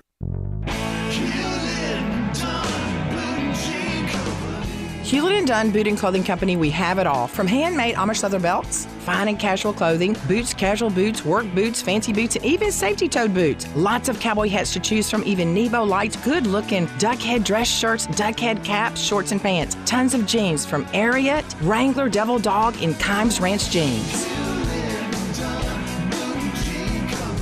At Hewlett & Dunn, we have a great selection of Old South t-shirts and caps. Fine clothing from dress to casual to Sunday best. Enjoy choosing from UFO's orthopedic-approved shoes. Hewlett & Dunn Boot and Clothing Company. Boots of every size, every color, every skin. Great quality Western, work, and safety toe boots. Hewlett & Dunn Boots and Clothing Company. 111 North Center Street, Collierville. Hewlett & Dunn. Hewlett & Dunn, serving you and your family since 1961. Roofs, roofs, and more roofs. Chris Price here with Metro Builders. Is your roof leaking? Do you have mold stains on the ceiling of your home or business? Is your carrier denying your claim or offering a repair simply because they don't have enough documentation? You need a contractor that performs work for insurance claims for policyholders each and every day, and Metro Builders is here to assist. Call Metro Builders. At Metro Builders, we provide free estimates, consultation, and claim repairs. Metro Builders' process of arriving, inspecting, diagnosing problems, and estimating is second to none, commercial and residential. Residential. Our team of Hague-certified technicians are standing by to assist you with providing estimates and photos to your carrier to document your loss. All you owe is what your policy states. No large fees on top of the final scope. We use high-grade materials and are certified by companies like Atlas, CertainTeed, Owens Corning, and Mulehide with labor warranties up to 50 years on all of our jobs. Metro Builders provides roof repairs across the Mid-South. Call Metro Builders to schedule your inspection free. Call me. 901-375-1717. That's 901-375-1717. I'm Gary York. I'm the service director at Lexus of Memphis. Our service department wants to be more than just a place where you get your oil changed. We do glass repair, windshield replacement, recalibration of your camera and sonar systems, even wheel repair, tire replacement, all the things you would expect from a luxury automotive dealer. Please check out our website. You can schedule your appointment, check out our specials, hours of operation, or if you'd like to do it in person, please reach out to one of our associates at 901-271-5199. Now back to Sports Time on Sports 56 and 98.5 FM. Here once again are Brett Norsworthy and Bryant Dacus.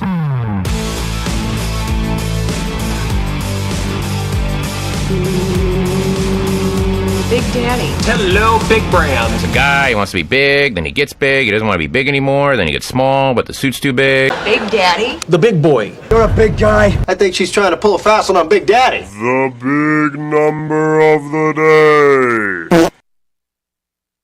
All right, Johnny. Big number time. You ready? I'm ready like Freddie. Do you have a big number today? I got a big number, man. All right. In honor of your first big number. You ready? Why don't you go first? I'm starting it off, bro. Okay, go for it. I'm ready, bro. Guess what it is? 44, man. The reason I got 44 is my big number, and it's a really big number. Yeah, it's a big number. Hey, it's for Caitlin Clark, man. I don't know if you didn't see it. She had 44 points against Virginia Tech. And get this, Brian, get this now. That is the 38th time she had 30 points or more. So, man, it's amazing, man. She great for the game of college She really sports. is. ESPN and really just college athletics have been trying to grow the game of women's basketball for the last couple of years. But there's so many great, college basketball, women college basketball athletes right now that are really helping grow the game. Caitlin Clark, one of them. Angel Reese down at LSU, another one.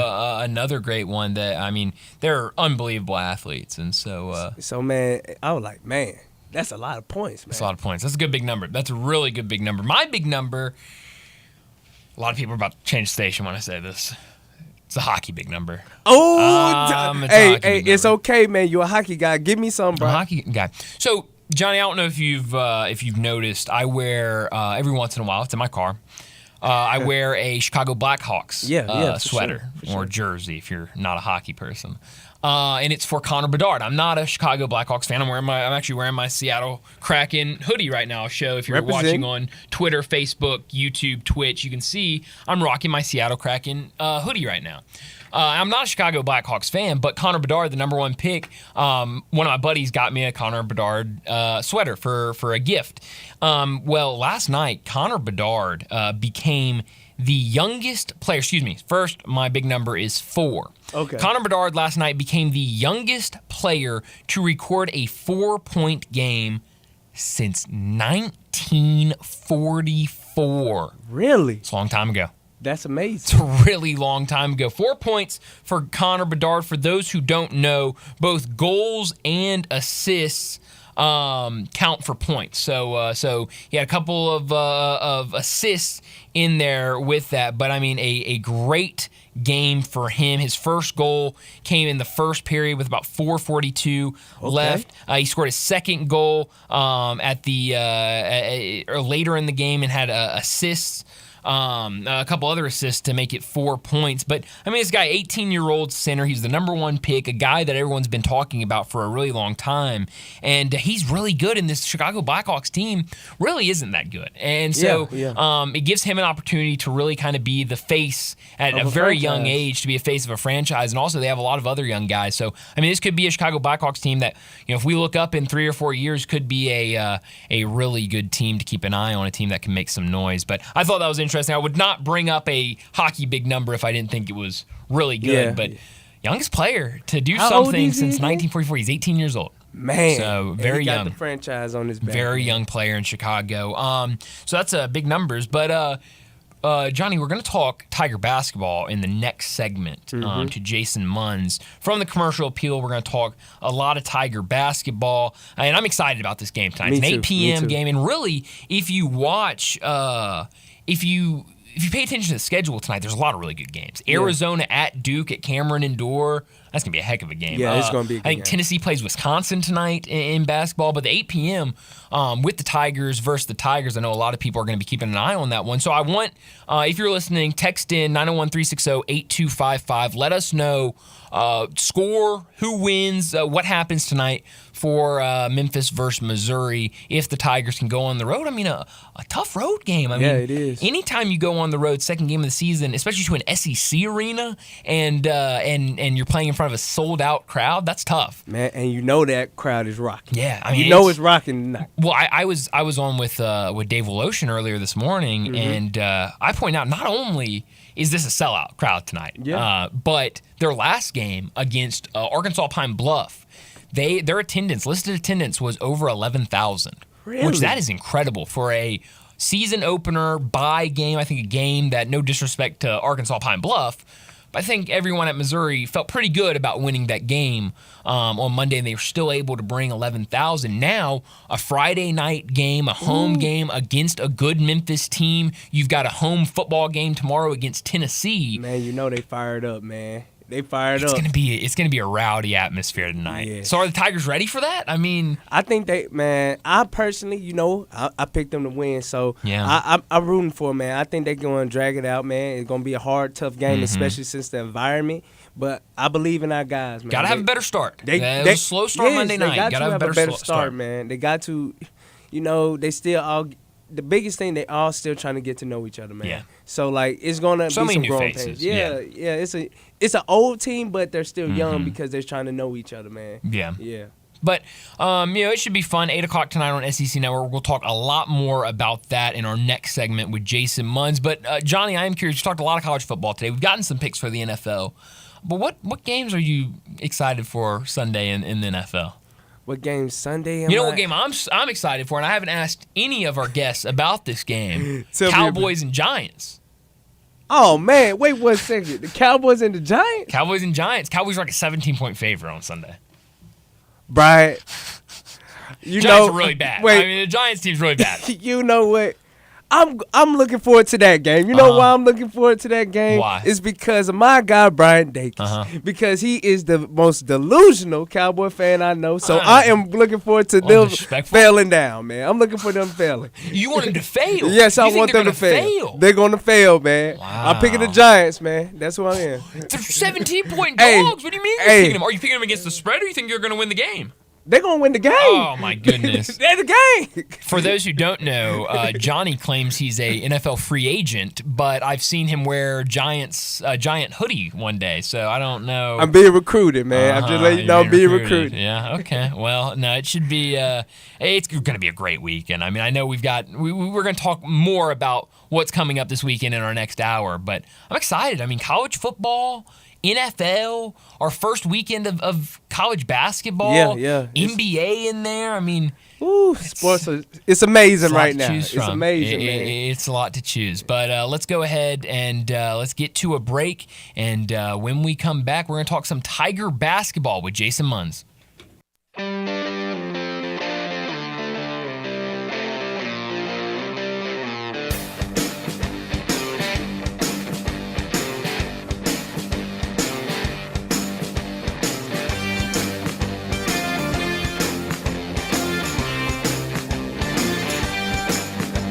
If you love sports and Mexican food, you can get the best of both at Los Cabos Mexican Bar and Grill on Summer near Graham. Watch all the big games on all the big TVs on all the walls at Los Cabos and enjoy premium tequila shots anytime for just $5.50. Celebrate every day with lunch specials from 10 to 3 and happy hour from 3 to 8. Lunch is just $6.75 to $10.99 and margaritas start at $3.99. Experience real Mexican cuisine along with great sports at Los Cabos on Summer near Graham.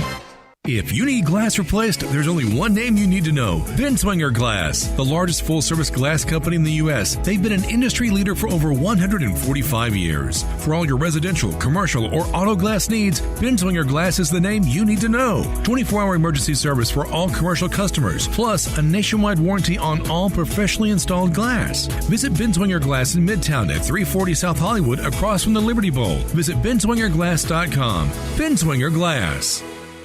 Genesis Diamond's first ever 3-day store-wide sale is this weekend. 3 days of mind-blowing savings, up to 35% off. Earrings, bracelets, bands, pendants, plus thousands of engagement rings, all on sale. Designer jewelry has been flown in from New York and California for this. Certified diamonds, lab-grown diamonds, and luxury pre-owned Rolexes are also included. Don't miss the biggest and best store-wide event all year. Save 20, 30, even 35%. This Friday, Saturday, and Sunday only. And only at Genesis Diamond. Poplar and Perkins Extended. See store for details.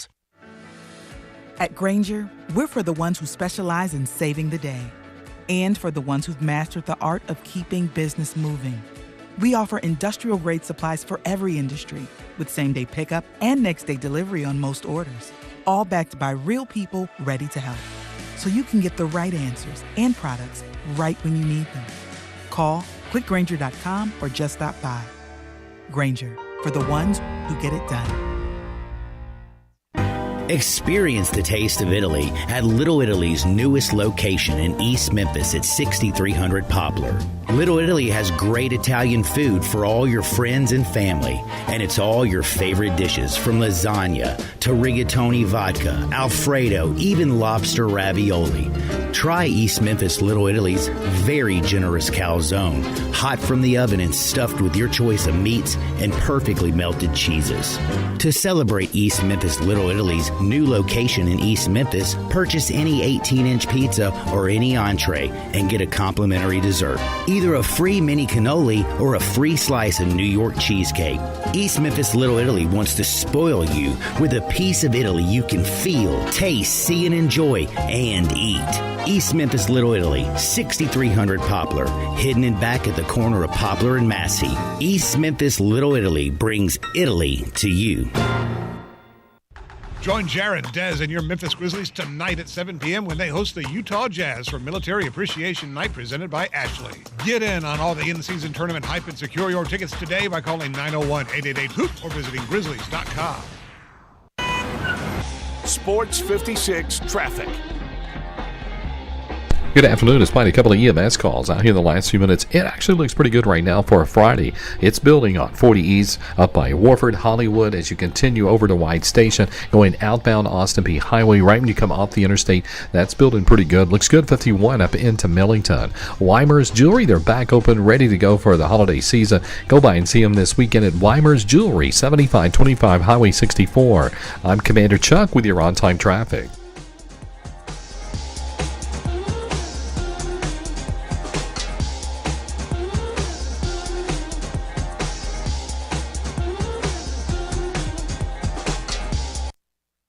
We are Sports 56, WHBQ Memphis, and W253DF Memphis, Flynn Broadcasting Stations. Now, back to Sports Time on Sports 56 and 98.5 FM. This hour is brought to you by Hewlett & Dunn, Boot and Jean Company in Collierville. Here once again are Brett Norsworthy and Bryant Dacus.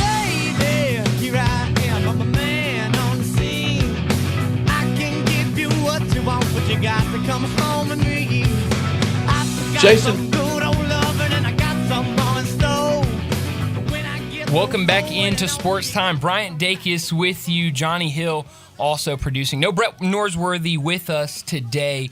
We're about to talk Tigers with Jason Munz as we do every Friday. And let me remind you that Jason Munz is brought to you by Jim's Place Grill in Collierville every single Friday. And here is Brett Norsworthy with a word from Jim's Place. Munz from the Commercial Appeal, brought to you every Friday from now through the Final Four by the great people at Jim's Place Grill. They present Jason Munz to you every week. Over 100 years of charcoal grill steaks at Jim's Place. Celebrations, great family time, and lasting memories. The Terrace family with their touch for our community.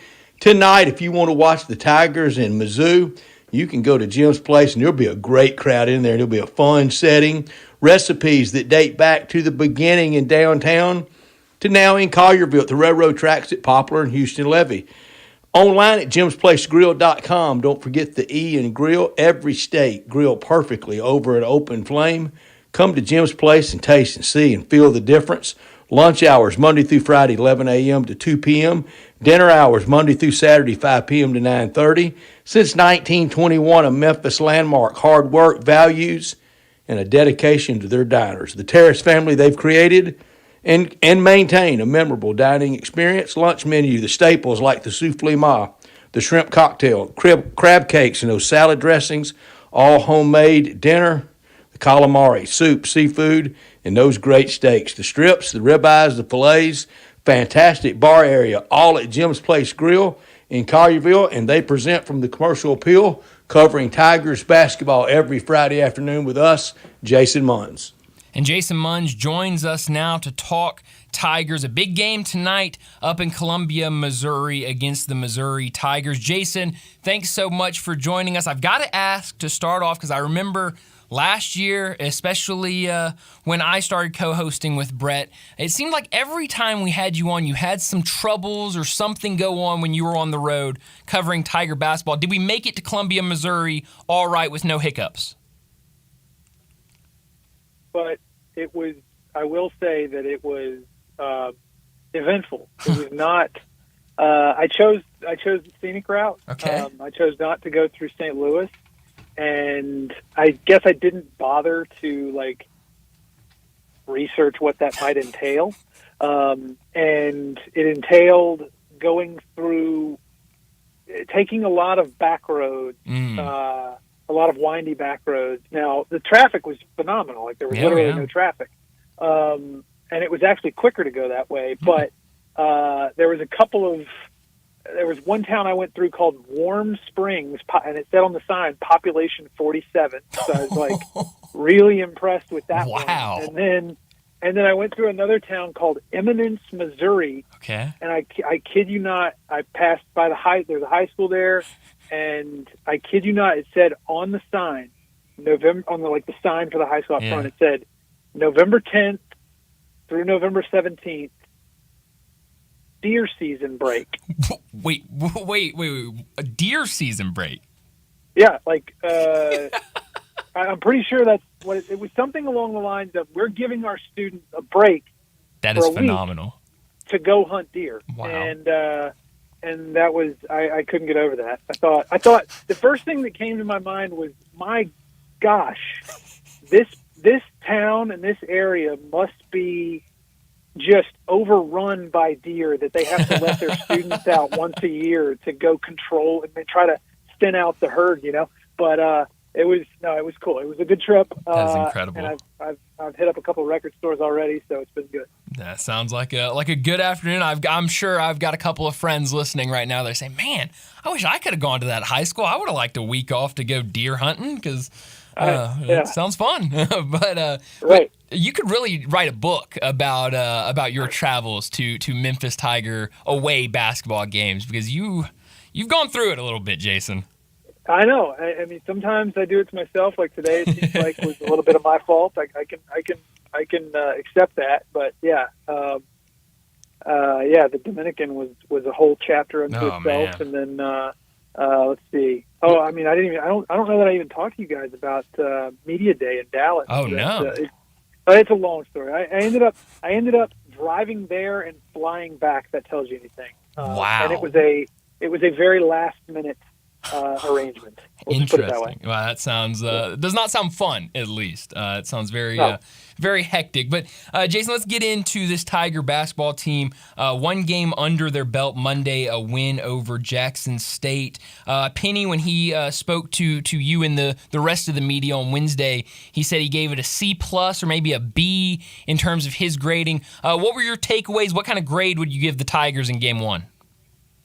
I think B in that neighborhood is fair. I think, I think that's a very fair assessment of what they, they won by 17 points. Mm-hmm. First game, out of the gate.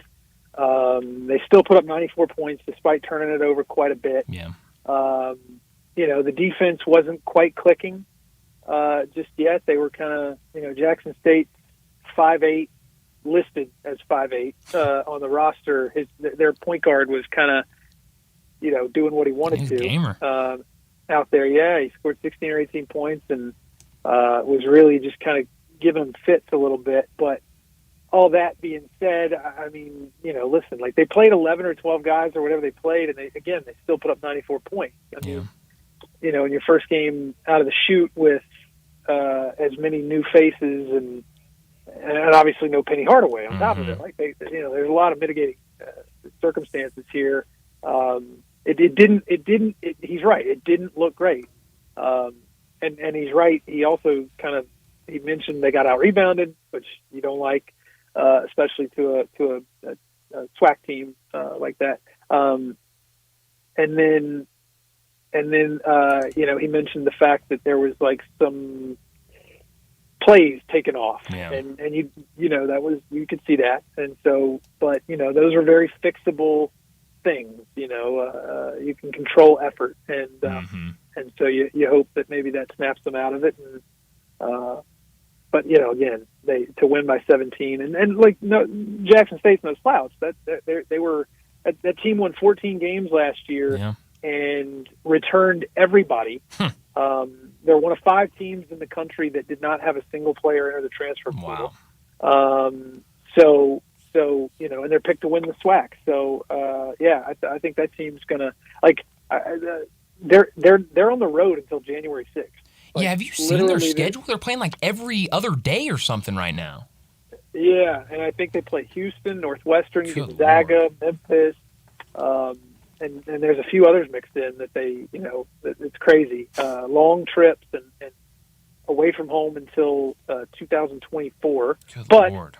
I think they're gonna win a lot of games in their league and maybe be a team you don't want to see in the NCAA tournament if they win their league. Yeah, I was impressed with them Monday night. What did you make? I heard a lot of people talking about this after the game. I think Rick Stansberry even mentioned it either in his post-game press conference or with Dave Woloshin on the post-game radio show, maybe with both. But heard a lot of people talking about his decision early in the game when the Tigers kind of came out slow. They were struggling to really get things going, and Rick Stansberry opted against taking a timeout early to settle them down and really wanted to see them play through those kind of early struggles in that game. What did you make of that decision?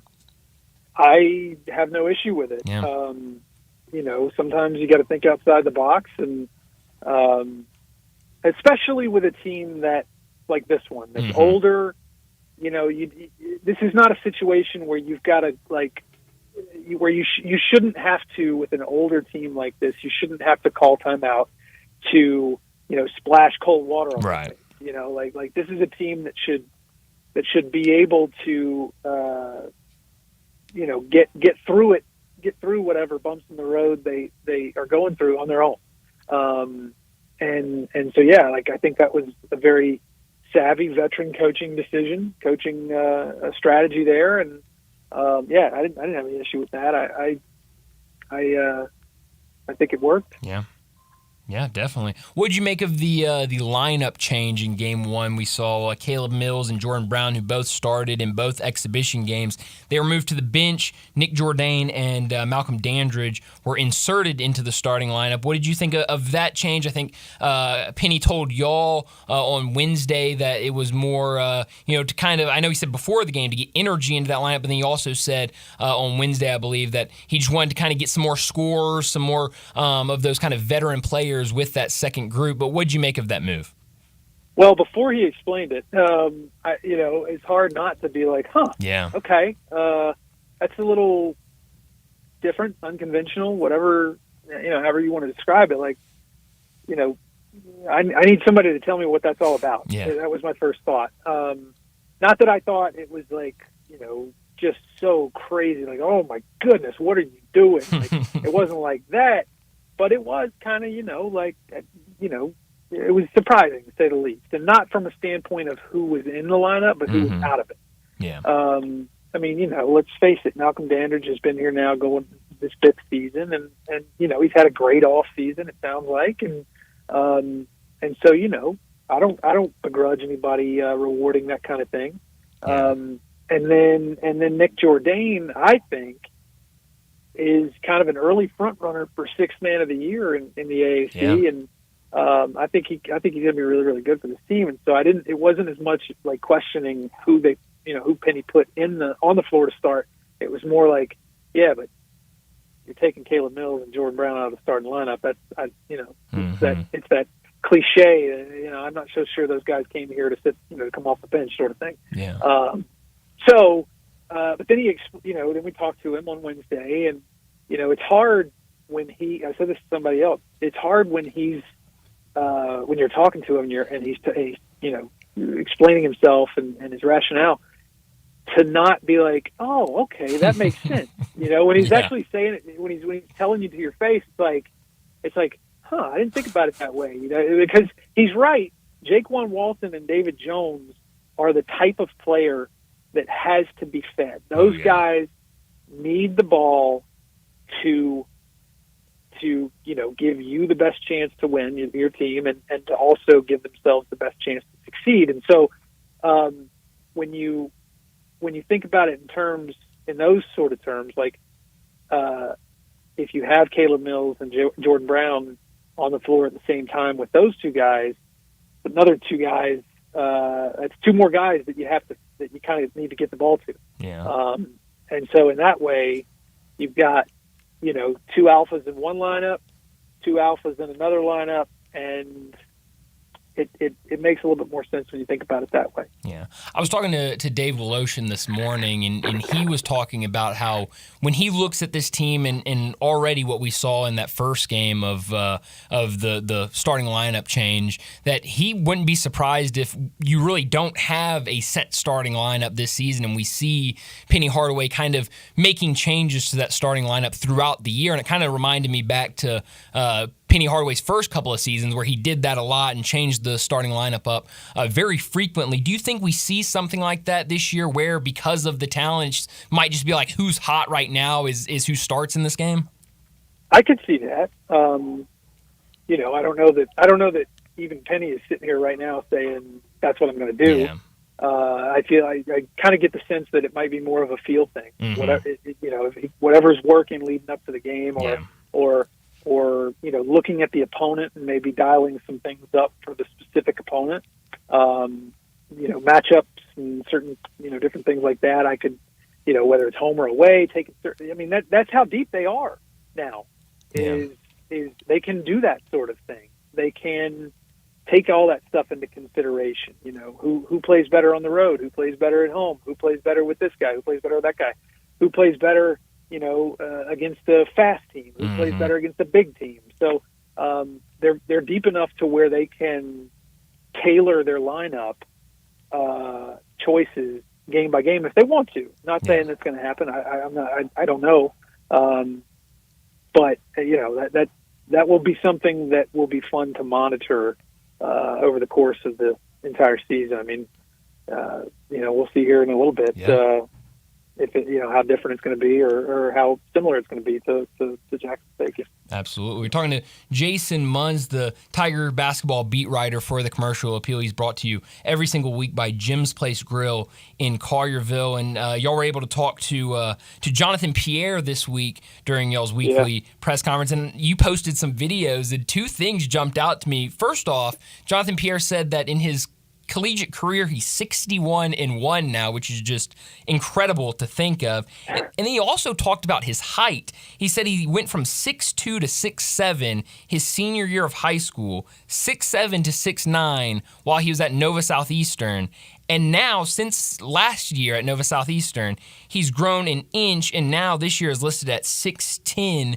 It's really incredible to think of just both of those are just incredible. What do you make of Jonathan Taylor on this team? He only got about 12 minutes against Jackson State. Where do you see him fitting in with this team? I think I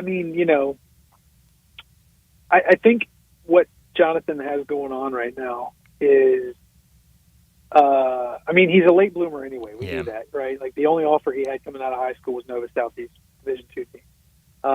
And then, he blew up this past year and had, 80-plus schools or 100-plus schools reaching out to him when he entered the transfer portal. So we knew that already, that he's a bit of a late bloomer. I think he got off to kind of a slow start when he got to campus back in May. I think it took him a while to get his feet wet and get his bearings about him. And I think like coming off the Dominican trip, I don't think that he was necessarily like in the equation. I don't think he was very high up in the rotation. Yeah. But if he, if he does some of what he did or all of what he did or more against Jackson State continually, well, then I think you're going to see him continue to rise in the pecking order. Mm-hmm. And I mean, he does a lot of things well. He shoots the three well. He sees the floor extremely well. He handles the ball very well. I mean, he said it himself earlier this week. He was 6'2" up until his senior year of high school, so he had to be kind of a point guard. Yeah. And so he had to learn how to handle the ball really well, and he did. And now he's 6'10", and he can still handle it really well. I think defense is probably where he's got the farthest to go, and we all know how much Penny loves his defense. But if he can, continue to make positive strides, if he continues to impact games the way that he did the other night, then I could see him. I mean, right now I would say he's probably 9th or 10th-ish in the rotation. If he keeps progressing, then I could see him getting up into that 8-9 range, somewhere in there, maybe even a little higher. I mean, he does a lot of things really well, and you can't teach size. Yeah. Well, tonight a big game for the Tigers is you're up there in Columbia, Missouri tonight, 8 p.m. on SEC Network, Memphis versus Missouri. It was announced this morning. It's a sellout tonight. It should be a incredible environment for the Tigers, and we know how tough it is to play on the road in college basketball, especially these early games against an SEC school. You throw in it being a sellout. This should be a great test for this Tigers team. Yeah, 15,000 and change is what this venue holds, and I mean, let's face it, like it's going to be hostile, but so that, I mean, like it's going to be a real test. I mean, this is not you're going to a place where you're favored by 6 or 8 points, but it's going to be a crazy atmosphere. This is like a good team that received votes in the AP preseason top 25. I think what's weird is they got votes in the AP preseason AP poll, but they're like 56th or something in KenPom right now. So I don't know where that discrepancy comes in. I guess the good thing for Memphis is they're missing. Missouri's not going to have their 7'5", like 9th-year senior Connor Vanover, who had originally signed with Tubby Smith at Memphis before Tubby got fired. Some Memphis fans might remember that name, but he won't be playing tonight. So they'll, you're probably looking at I mean, I think it's going to be high scoring. I think it's going to be fast paced. I think Memphis would do well to pound the ball inside as much as they can to take advantage of their size. Nick Jourdain, Jordan Brown, Malcolm Dandridge, Jonathan Pierre against this team. I mean, it's not like because they're 7'5" guys out, they don't have any size. Right. They got a guy who transferred with Dennis Gates from Cleveland State who is 7'2". He didn't play in their first game, but he is expected to play tonight. So they're going to have some size out there, or if he plays. But I still think Memphis has an advantage down low, and so it's going to be a fun one no matter what happens. Well, I should give you credit because you, every week before a game, you write up a little preview and prediction for the games, and you nailed it for Jackson State and Memphis. 94-77 was your pick in that one. So what's your pick tonight? Maybe we can go to that well again. What do you think about Tigers versus Tigers tonight?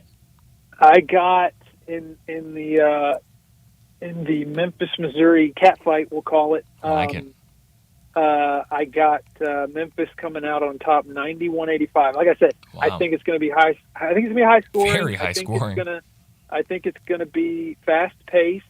And so, yeah, for that reason, that's what I went with. I mean, Missouri gave up 79 points to Arkansas Pine Bluff the other day, and so that's kind of where I'm thinking Memphis might be putting up some points tonight.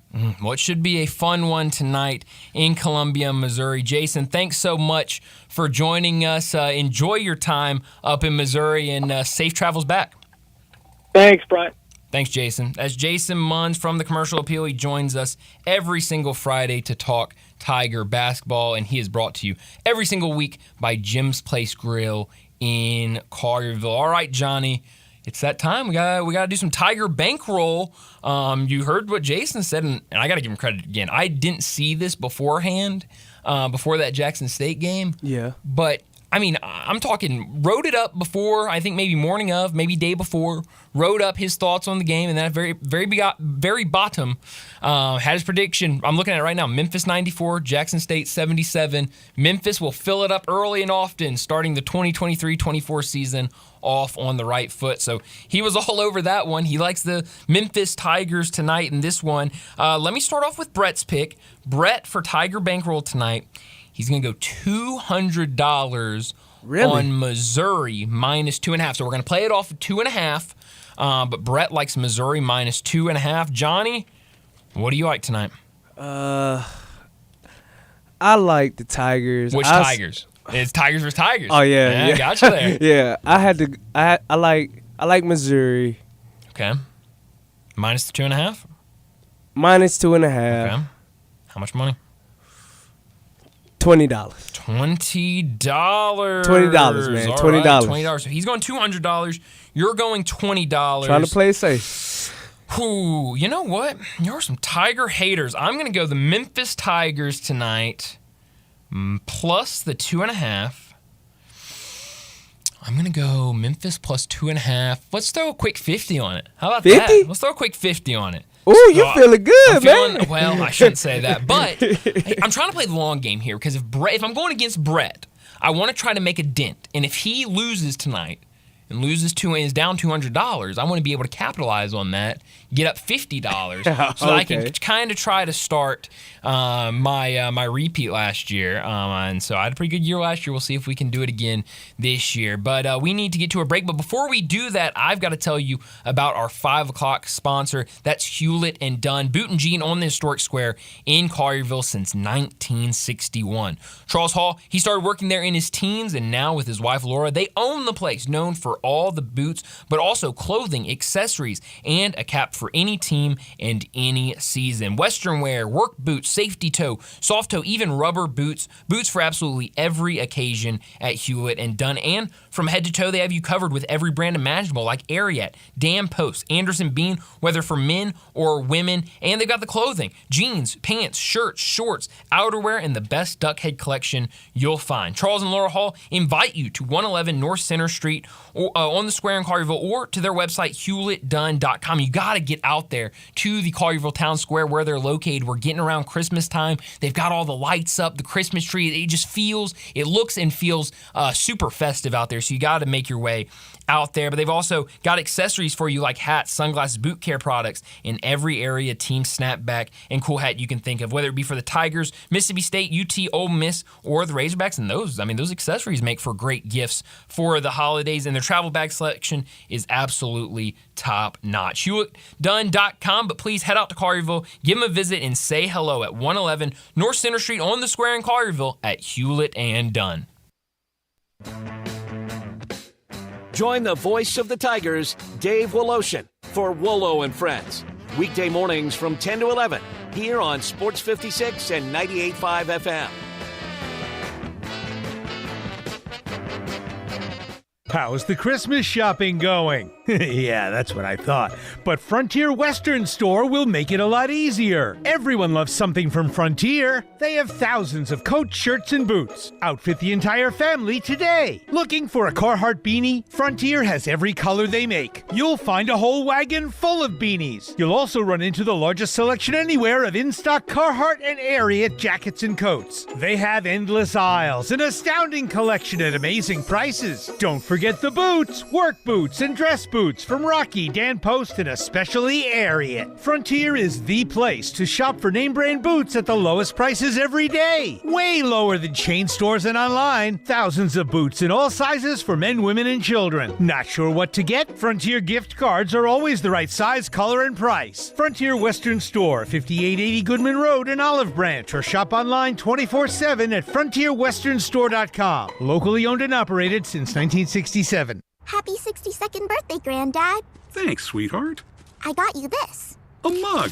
What does it say? Beware. If you are 60 or older, you may be at increased risk of serious consequences from RSV, respiratory syncytial virus, compared to adults younger than 60. Not all dangers come with warning labels. Talk to your pharmacist or doctor about getting vaccinated against RSV today. RSV vaccines, including Pfizer's, are available. Learn more at bewareofrsv.com. Brought to you by Pfizer. Looking for your next car? Give Car Corner a try. Car Corner, located at 2653 Mount Moriah. They specialize in cars under $15,000. Bad credit? No problem at Car Corner. CarCornerMemphis.com. That's CarCornerMemphis.com. They even have cash cars under $7,000. That's Car Corner at 2653 Mount Moriah. CarCornerMemphis.com. Look for the building with the teal green roof. At Sissy's Log Cabin, you'll find only spectacular natural diamonds that will remain treasured for generations. That promise is now symbolized by the engraved Sissy signature and sapphire, representing our guarantee of extraordinary service, selection, experience, and quality. Stop by any of our stores or visit sissyslogcabin.com and experience the Sissy's promise for yourself. Find a jeweler for a lifetime, only at Sissy's Log Cabin, because life's too short for ordinary jewelry. Roofs, roofs, and more roofs. Chris Price here with Metro Builders. Is your roof leaking? Do you have mold stains on the ceiling of your home or business? Is your carrier denying your claim or offering a repair simply because they don't have enough documentation? You need a contractor that performs work for insurance claims for policyholders each and every day, and Metro Builders is here to assist. Call Metro Builders. At Metro Builders, we provide free estimates, consultation, and claim repairs. Metro Builders' process of arriving, inspecting, diagnosing problems, and estimating is second to none, commercial and residential. Our team of Hague-certified technicians are standing by to assist you with providing estimates and photos to your carrier to document your loss. All you owe is what your policy states. No large fees on top of the final scope. We use high-grade materials and are certified by companies like Atlas, CertainTeed, Owens Corning, and Mulehide with labor warranties up to 50 years on all of our jobs. Metro Builders provides roof repairs across the Mid-South. Call Metro Builders to schedule your inspection free. Call me. 901-375-1717. That's 901-375-1717. Sports 56 traffic. Good afternoon. MPD on the scene of a couple of non-injury accidents. Really not bad for a Friday over here through Midtown, especially I-40 up by Chelsea, 240 southbound, passing Lamar all the way down to Norris. That's just starting to get a little bit heavy. Same thing over there on 40 East as it builds from Sycamore View Road all the way out to Fayette County. Weimer's Jewelry, they're getting ready for the holiday season. Go by and see them this weekend and save like never before. Weimer's Jewelry, 7525 Highway 64. I'm Commander Chuck with your on-time traffic.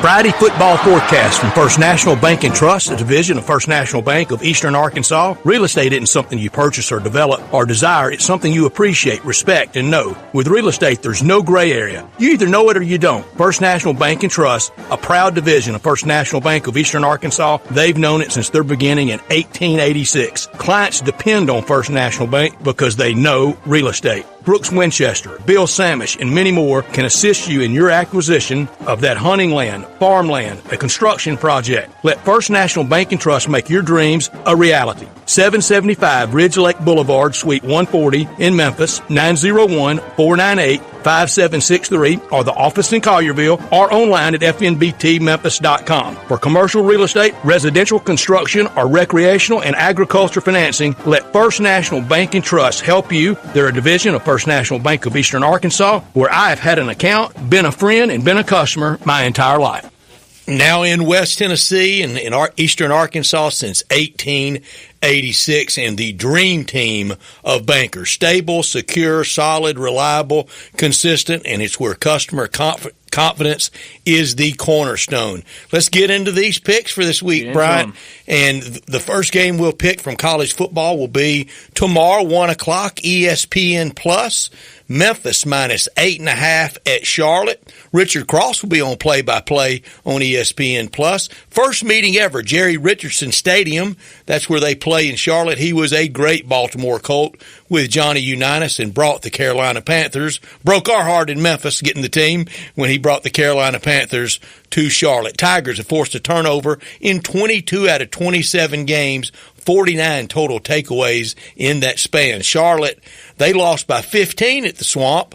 Tennessee lost by 13 at the Swamp. Just saying. Tigers bowl eligible for 10th straight year. Seth Hennigan, 3rd in career passing, 4th in completions, and 4th in passing yards. Again, Memphis minus 8.5. Proud Tiger graduate, University of Memphis graduate. You didn't graduate from the University of Tigers. You graduated from the University of Memphis. Bryant Dacus, your pick. Yeah, I'm going to go with the Tigers here. I think Memphis is playing for a lot right now. They're 7-2, and we know what winning out would do for them and their chances to get into the AAC championship game. And when you look at Charlotte, yeah, they're coming off of an overtime win against Tulsa. They beat East Carolina earlier this season. They beat South Carolina State earlier in the season. But when they have gone up against good opponents, formidable opponents, they lost to FAU 38-16. They lost to SMU 34-16. Like you said, they lost to Florida, a good Florida team, 22-7. They lost to Georgia State 41-25. So I think if the Tigers can get some pressure on there, get the offense going a little bit, I think they should roll in this one. Tigers always can move the ball. Yeah. They move the ball, but I'm scared of that other side of the ball. Tigers win. I have it 38-31, so I'll take Charlotte plus the 8.5, threading that needle that you got there last week on that great Ole Miss pick. That one still blows me away. 2:30 on CBS, Tennessee minus 2.5 in Columbia, Missouri against the Mizzou Tigers. Both teams 7-2. Winner goes to a great bowl. Yeah. Defeated team goes to a good bowl. Tennessee with 7 wins in their first 9 games this year. They've done that in back-to-back seasons for the first time since 03-04. Wow. That really highlights, just in the wilderness how Tennessee football got. But it's back. Tennessee leads 6-5 all-time over Mizzou. All those games played in Southeastern Conference play. Mizzou hadn't defeated Tennessee since the 2018 season. Joe Milton, 13 straight games with at least 1 touchdown. That's 3rd all-time at Tennessee. Tony Robinson, he's tied with Tony Robinson. Hendon Hooker leads at 20 straight. Heath Schuler had 18 straight. Eli Drinkwitz is just the 4th Mizzou head coach to lead the Missouri Tigers to bowls in his first 4 years. Warren Powers did it 78 through 81 in his first 4 years. I'm going to take Tennessee to win and cover narrowly, 28-24, but they get over the 2.5. I'm going opposite of you here, Brett. I'm going to take Missouri to win this game straight up. I really like this Missouri team, how they move the ball. Now, Luther Burden, we don't know if he's going to play or not, and, that could be a big loss. But I'm going to take Missouri in this one. I just really like how they play. I think even if you're missing Luther Burden, what you can do with that ground game, I think could really hurt Tennessee. So I'll take Missouri at home. So far, no agreement with us on the picks through 2, no group locks, and you're calling the Mizzou straight up in Columbia. Goalposts come down? Ooh, maybe. I don't know. That's a bad answer, I know, but hey, maybe. Why not? Why not? 3 o'clock, SEC Network. Arkansas minus 2.5 after breaking that losing streak last week. They're 2.5 at home in Fayetteville over Auburn. Latest in-season matchup for these two since the very first time they played in the 1984 Liberty Bowl. Wow. That game's December 27th, 1984, and the weather was a lot like yesterday's weather when it was kind of yucky. It was not a cold Liberty Bowl that night. Through 9 games, Arkansas's defense has scored a nation's leading 4 defensive touchdowns, including an SEC best 3 interception return touchdowns. KJ Jefferson, 64 career touchdown passes. That's tied with Brandon Allen all time for first in Razorbacks history. Hugh Freeze, only 1 win ever at Fayetteville, and it wasn't at Ole Miss. It was last year for Liberty. Arkansas 2.5.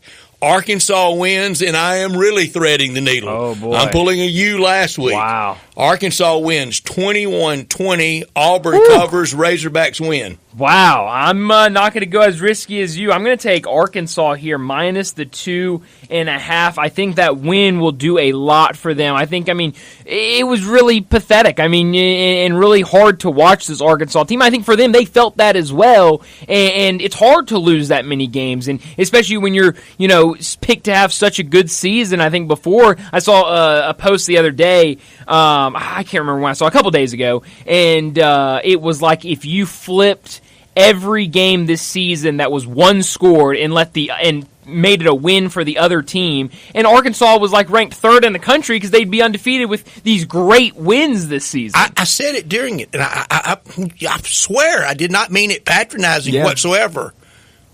They're not that far off with Ole Miss year. They're not, and so they're not. This is that fragile. Yeah. It's not patronizing. I'm not trying to give false hope. Not at it's all. that narrow. It really is, and so I think that win last week against Florida could do a lot for this team, and for that reason, I'm just not sold on Auburn this year. Maybe next year, I think Auburn's going to be a different team, but this year, I'm going to have to take Arkansas. The Arkansas defense has been too good to waste with this kind of year, and that's a shame. And a veteran quarterback, and I'm afraid that might be on coaching, but I think Sam Pittman is still the right man for the job. 6 o'clock ESPN tomorrow night, where I will be at Sanford Stadium. ESPN, the A team calling that game, but we want you to listen to us right here on these airwaves. Georgia minus 10.5 over Ole Miss. Ole Miss 1-15 all time versus an AP number 1. That was against Bama. That win was against Bama in 2014 in Oxford. Georgia 43-4 at home in Kirby Smart's era.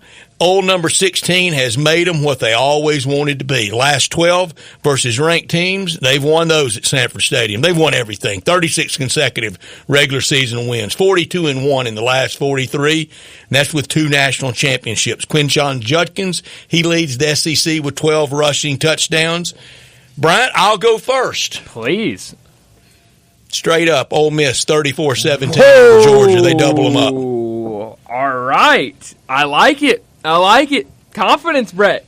It's what you need. I'm going to go with Ole Miss as well. I don't know if I'm going to call the straight-up upset, but, Brett, I think what Ole Miss is doing right now has been really fun to watch. I've talked about before, Jackson Dart looks much improved from last year, and I think, Brett, you've said it, we've talked about it before, of just kind of this thought in the back of every Ole Miss fan's mind, and I think even with that team of remember what happened last November. And so I think you're already seeing that change with that win last week against Texas A&M. But I know Lane Kiffin wants this game bad. I know those players want this game bad because who knows what happens if you could pull this upset against Georgia in terms of rankings, in terms of the future, in terms of the rest of the season. So I'm going to take Ole Miss to cover this double-digit spread. I think it should be a heck of a game on ESPN. Your college football lock and shock. Oh, I love both of these. My lock, Iowa minus 1.5 over Maryland. Maryland might Rutgers. not. Excuse me, Rutgers. Yes, you're correct. I don't know why I wrote down Maryland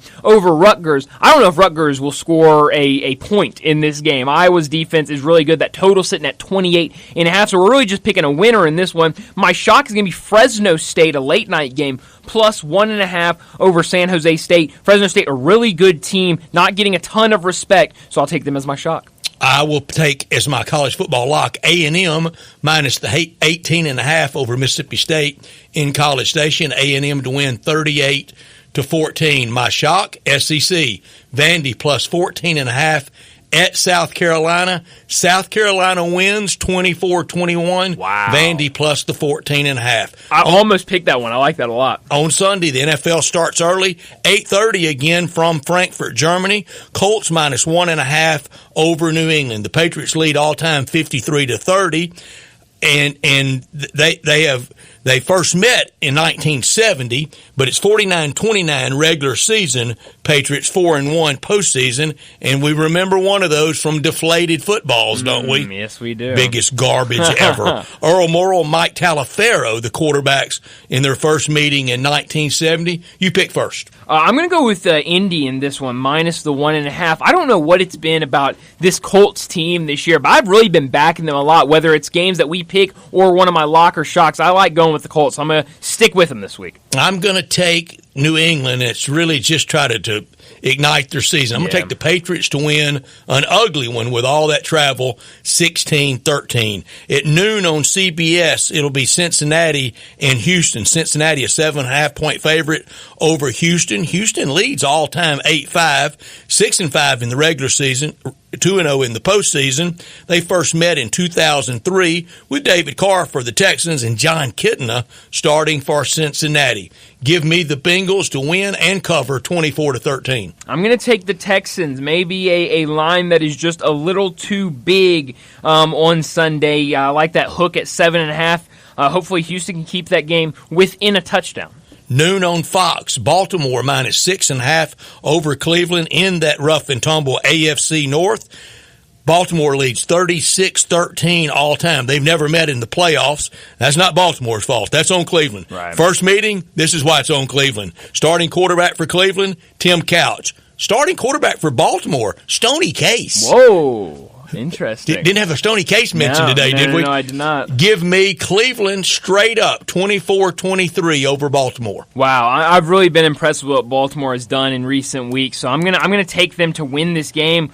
Cleveland looked much better last week, but I'm still gonna take the Ravens here. NFL shock for me first. Give me Jacksonville at home to win straight up over San Francisco to make it 4 in a row for the Niners. Jags win 28-27. NFL lock, give me Pittsburgh minus 3.5 over Green Bay. Steelers win 19-10. Your lock and shock. For my lock, I'm going to go with the Seattle Seahawks minus 6.5 over the Washington Commanders. I think that Seahawks game last week against that Baltimore Ravens team that we just picked, maybe a fluke, maybe getting back home for Seattle will help them a lot. I like them to win by a touchdown. And for my shock, I'm going to go with the Vikings plus 3.5, maybe a boost for them last week in what they did over the Saints. So I'm going to take the Vikings plus 3.5 over the Saints. That's my NFL shock. For the season, college football, you are 30-37. Okay. In NFL, you are 32-27. That's 62-64. You're good for plus 4 points. I like it. For the year, I am 36-31 in college football. 22-15 when it's just SEC games involved. And for the NFL, 25-34. I'm 61-65. You got me by 1, but you had me by 3 points in our point total. So you lead by 3 points to the wire, Brett. It always does, doesn't it? It will come to the wire. That's our Friday football forecast brought to you by the great people at First National Bank and Trust, a division of First National Bank of Eastern Arkansas. For all your real estate needs, commercial, ag, hunting, recreational, contact them at fnbt.com or call them at 901-498-5763. Brian, I'm going to leave it with you. I'll see you Monday after Ole Miss and Georgia. Brett, thanks for joining for these picks. And let's go ahead and get to a break. When we come back, we'll wrap up today's show with Taco Bell Crunch Time. Broadcasting from the Family Leisure Studio, we are Sports 56 and 98.5 FM. Moving is stressful, but Black Tie Moving can take the worry out of the process. Whether you're moving across town or across country, moving your home or your office, your personal moving concierge from Black Tie Moving will work with you to design a plan that perfectly fits your budget and needs. And they're available 24/7 to answer any questions you have. Give Black Tie Moving a call at 901-316-6196 or go to blacktiemoving.com/Memphis to get your personal, no obligation quote from the moving experts at Black Tie Moving.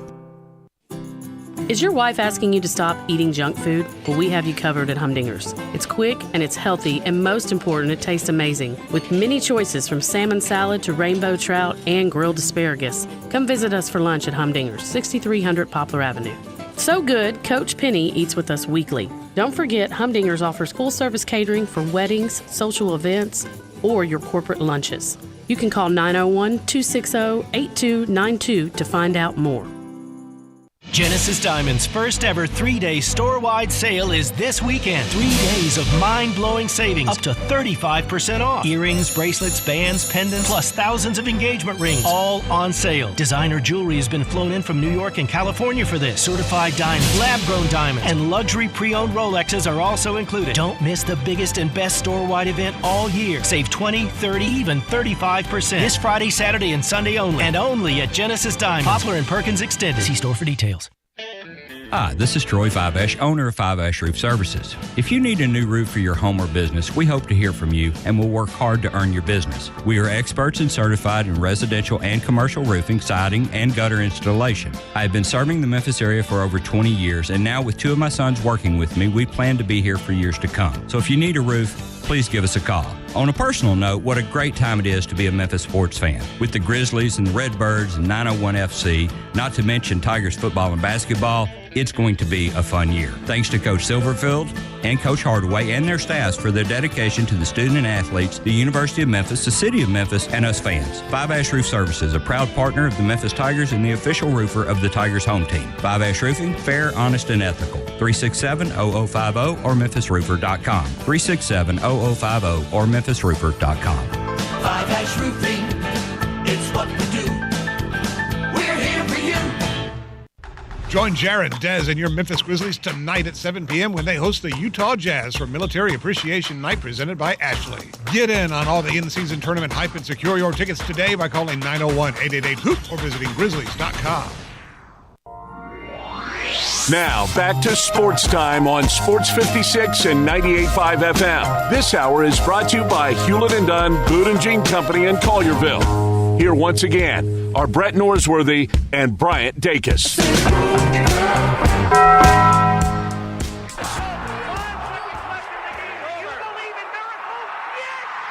Go crazy, folks! Go crazy! This is for all the biggest crunch time. You are looking live. In your life have you seen anything like that? Goodbye! Hello, Haskell. It's obviously crunch time. Hammer, nail, coffin. This baby is over. The double steak grilled cheese burrito, so good. Double the steak with nacho cheese sauce, seasoned rice, red strips, sour cream, and the 3-cheese blend wrapped inside a warm flour tortilla, with even more 3-cheese blend grilled on the top.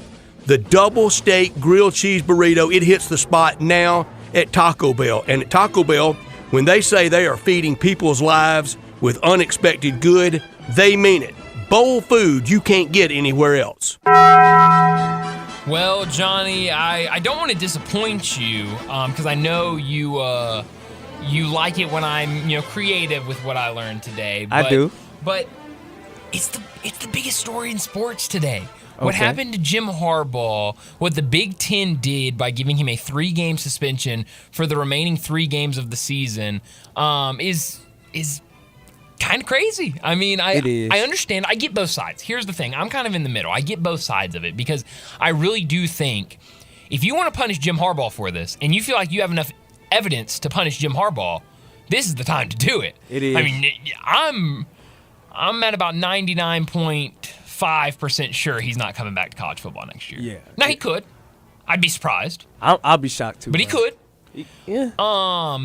So I mean, if you want to get him, you got to get him now. But on the other side, you waited till I guess 2:30 our time to announce it. You Yeah. waited till they're in the air on the way to Penn State to announce it. Yeah. They've got a game at 11 a.m. in the morning, and now they have to do it without their head coach on the sidelines. Yeah. You couldn't have told him that this morning. Yeah. You couldn't have told him that yesterday. Now I understand it takes time Yeah, to it get all do. of the information in. Like there's things that there's things that go into this. I get Protocol. that. It's protocol. But come on, talk about it. I mean, Talk I think you about got to it, be a Brian. little better than that. Yes, you do. I just don't think You that's do. very fair to them. And now people could come back and say, well, it's not fair that they're stealing signs. You're absolutely right. You're absolutely right. So I don't know what the best option for this would be. I don't know if there is a best option. I don't know if you could do anything that would make everybody happy. Yeah. But I don't know. It certainly is breaking news. Unless they get something in, which they very well could, some sort of restraining order that allows him to coach tomorrow. It sounds like Jim Harbaugh is not going to be on the sidelines tomorrow. Now, they've done it before. They have played a couple games without him this season, so I think they're capable of doing it, but they haven't done it against a team as good as Penn State. Yeah, come on, man. So, what did you learn today? This is what I learned, Brian. Talk Stick with me, Brian. Stick with me. Okay, bro. Our alma mater, the Memphis Tigers. The University of Memphis, right? They have the most explosive offense in the AAC, in the American Conference. Okay. Stick with me, Brian. I'm sticking with you. Blake Watson got 1,000 yards, Yep. man. He on track to have 1,000 yards this season. Yep. Rock Taylor's on track to have 1,000 yards this year. And Seth Hennigan is leading the whole conference right now. Man, that is amazing, That man. is amazing. That's amazing. We on track really to, good. Yeah, man. So it's amazing, man. What I could have done without Brian, let me keep this short. Oh, you're going to go with what you could have done without? Please. What I could have done without is LeBron James, man. Wait a minute.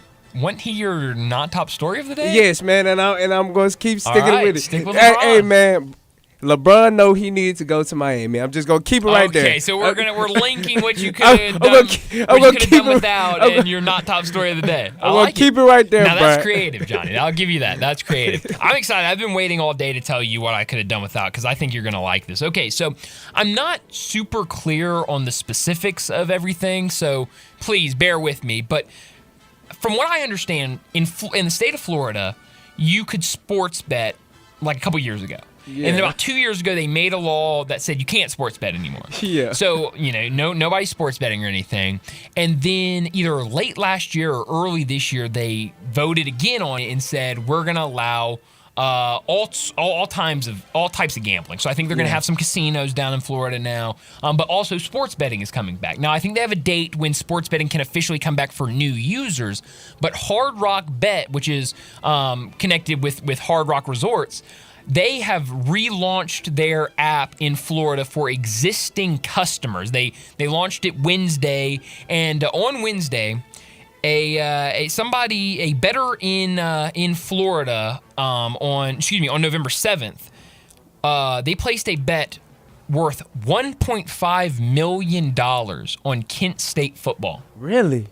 Which, when I saw this, someone said, big bet alert in Florida. Someone bet $1.5 million on Kent State. I go, okay, we're going to have an investigation. Somebody has inside information because they were a big underdog. Really? They're like a 10.5-point underdog. They were? And so it was actually two bets. Okay. It was one bet for Kent State plus 10.5 at minus 115 for $1.12 million.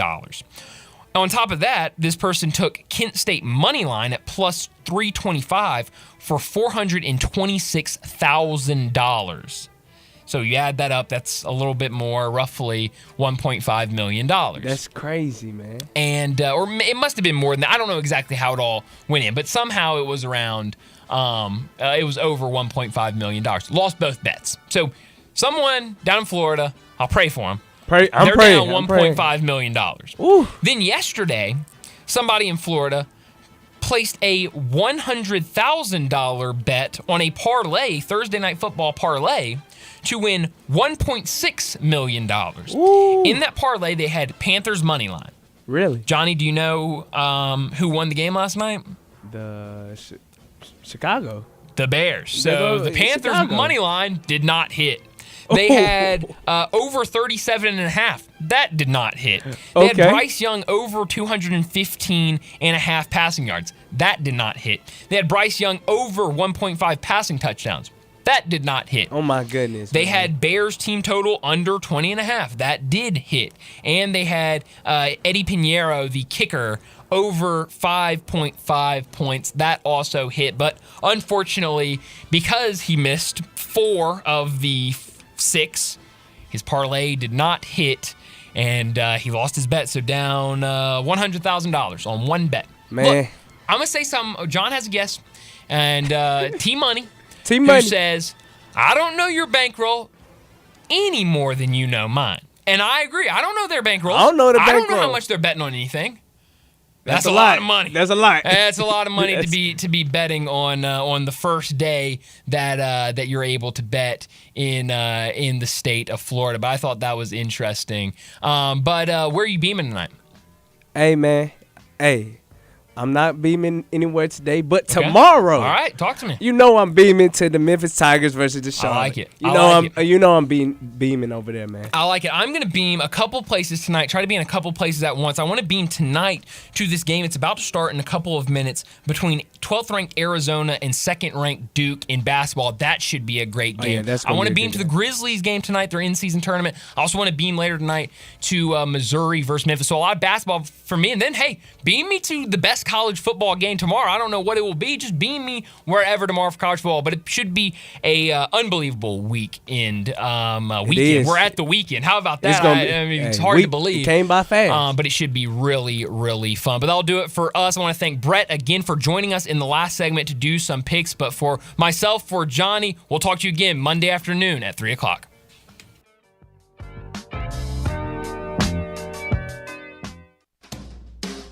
Hi, this is Lauren Choate with Choate's Air Conditioning, Heating, and Plumbing. Fall is in the air, and so are Choate's Early Bird Specials. Right now, receive $1,000 off the purchase of a new Carrier gas furnace. Carrier furnaces come with some of the best warranties in the industry, and Choate's has been professionally installing them for over 60 years. As a Carrier factory authorized dealer, Choate's also offers competitive financing solutions for you and your family.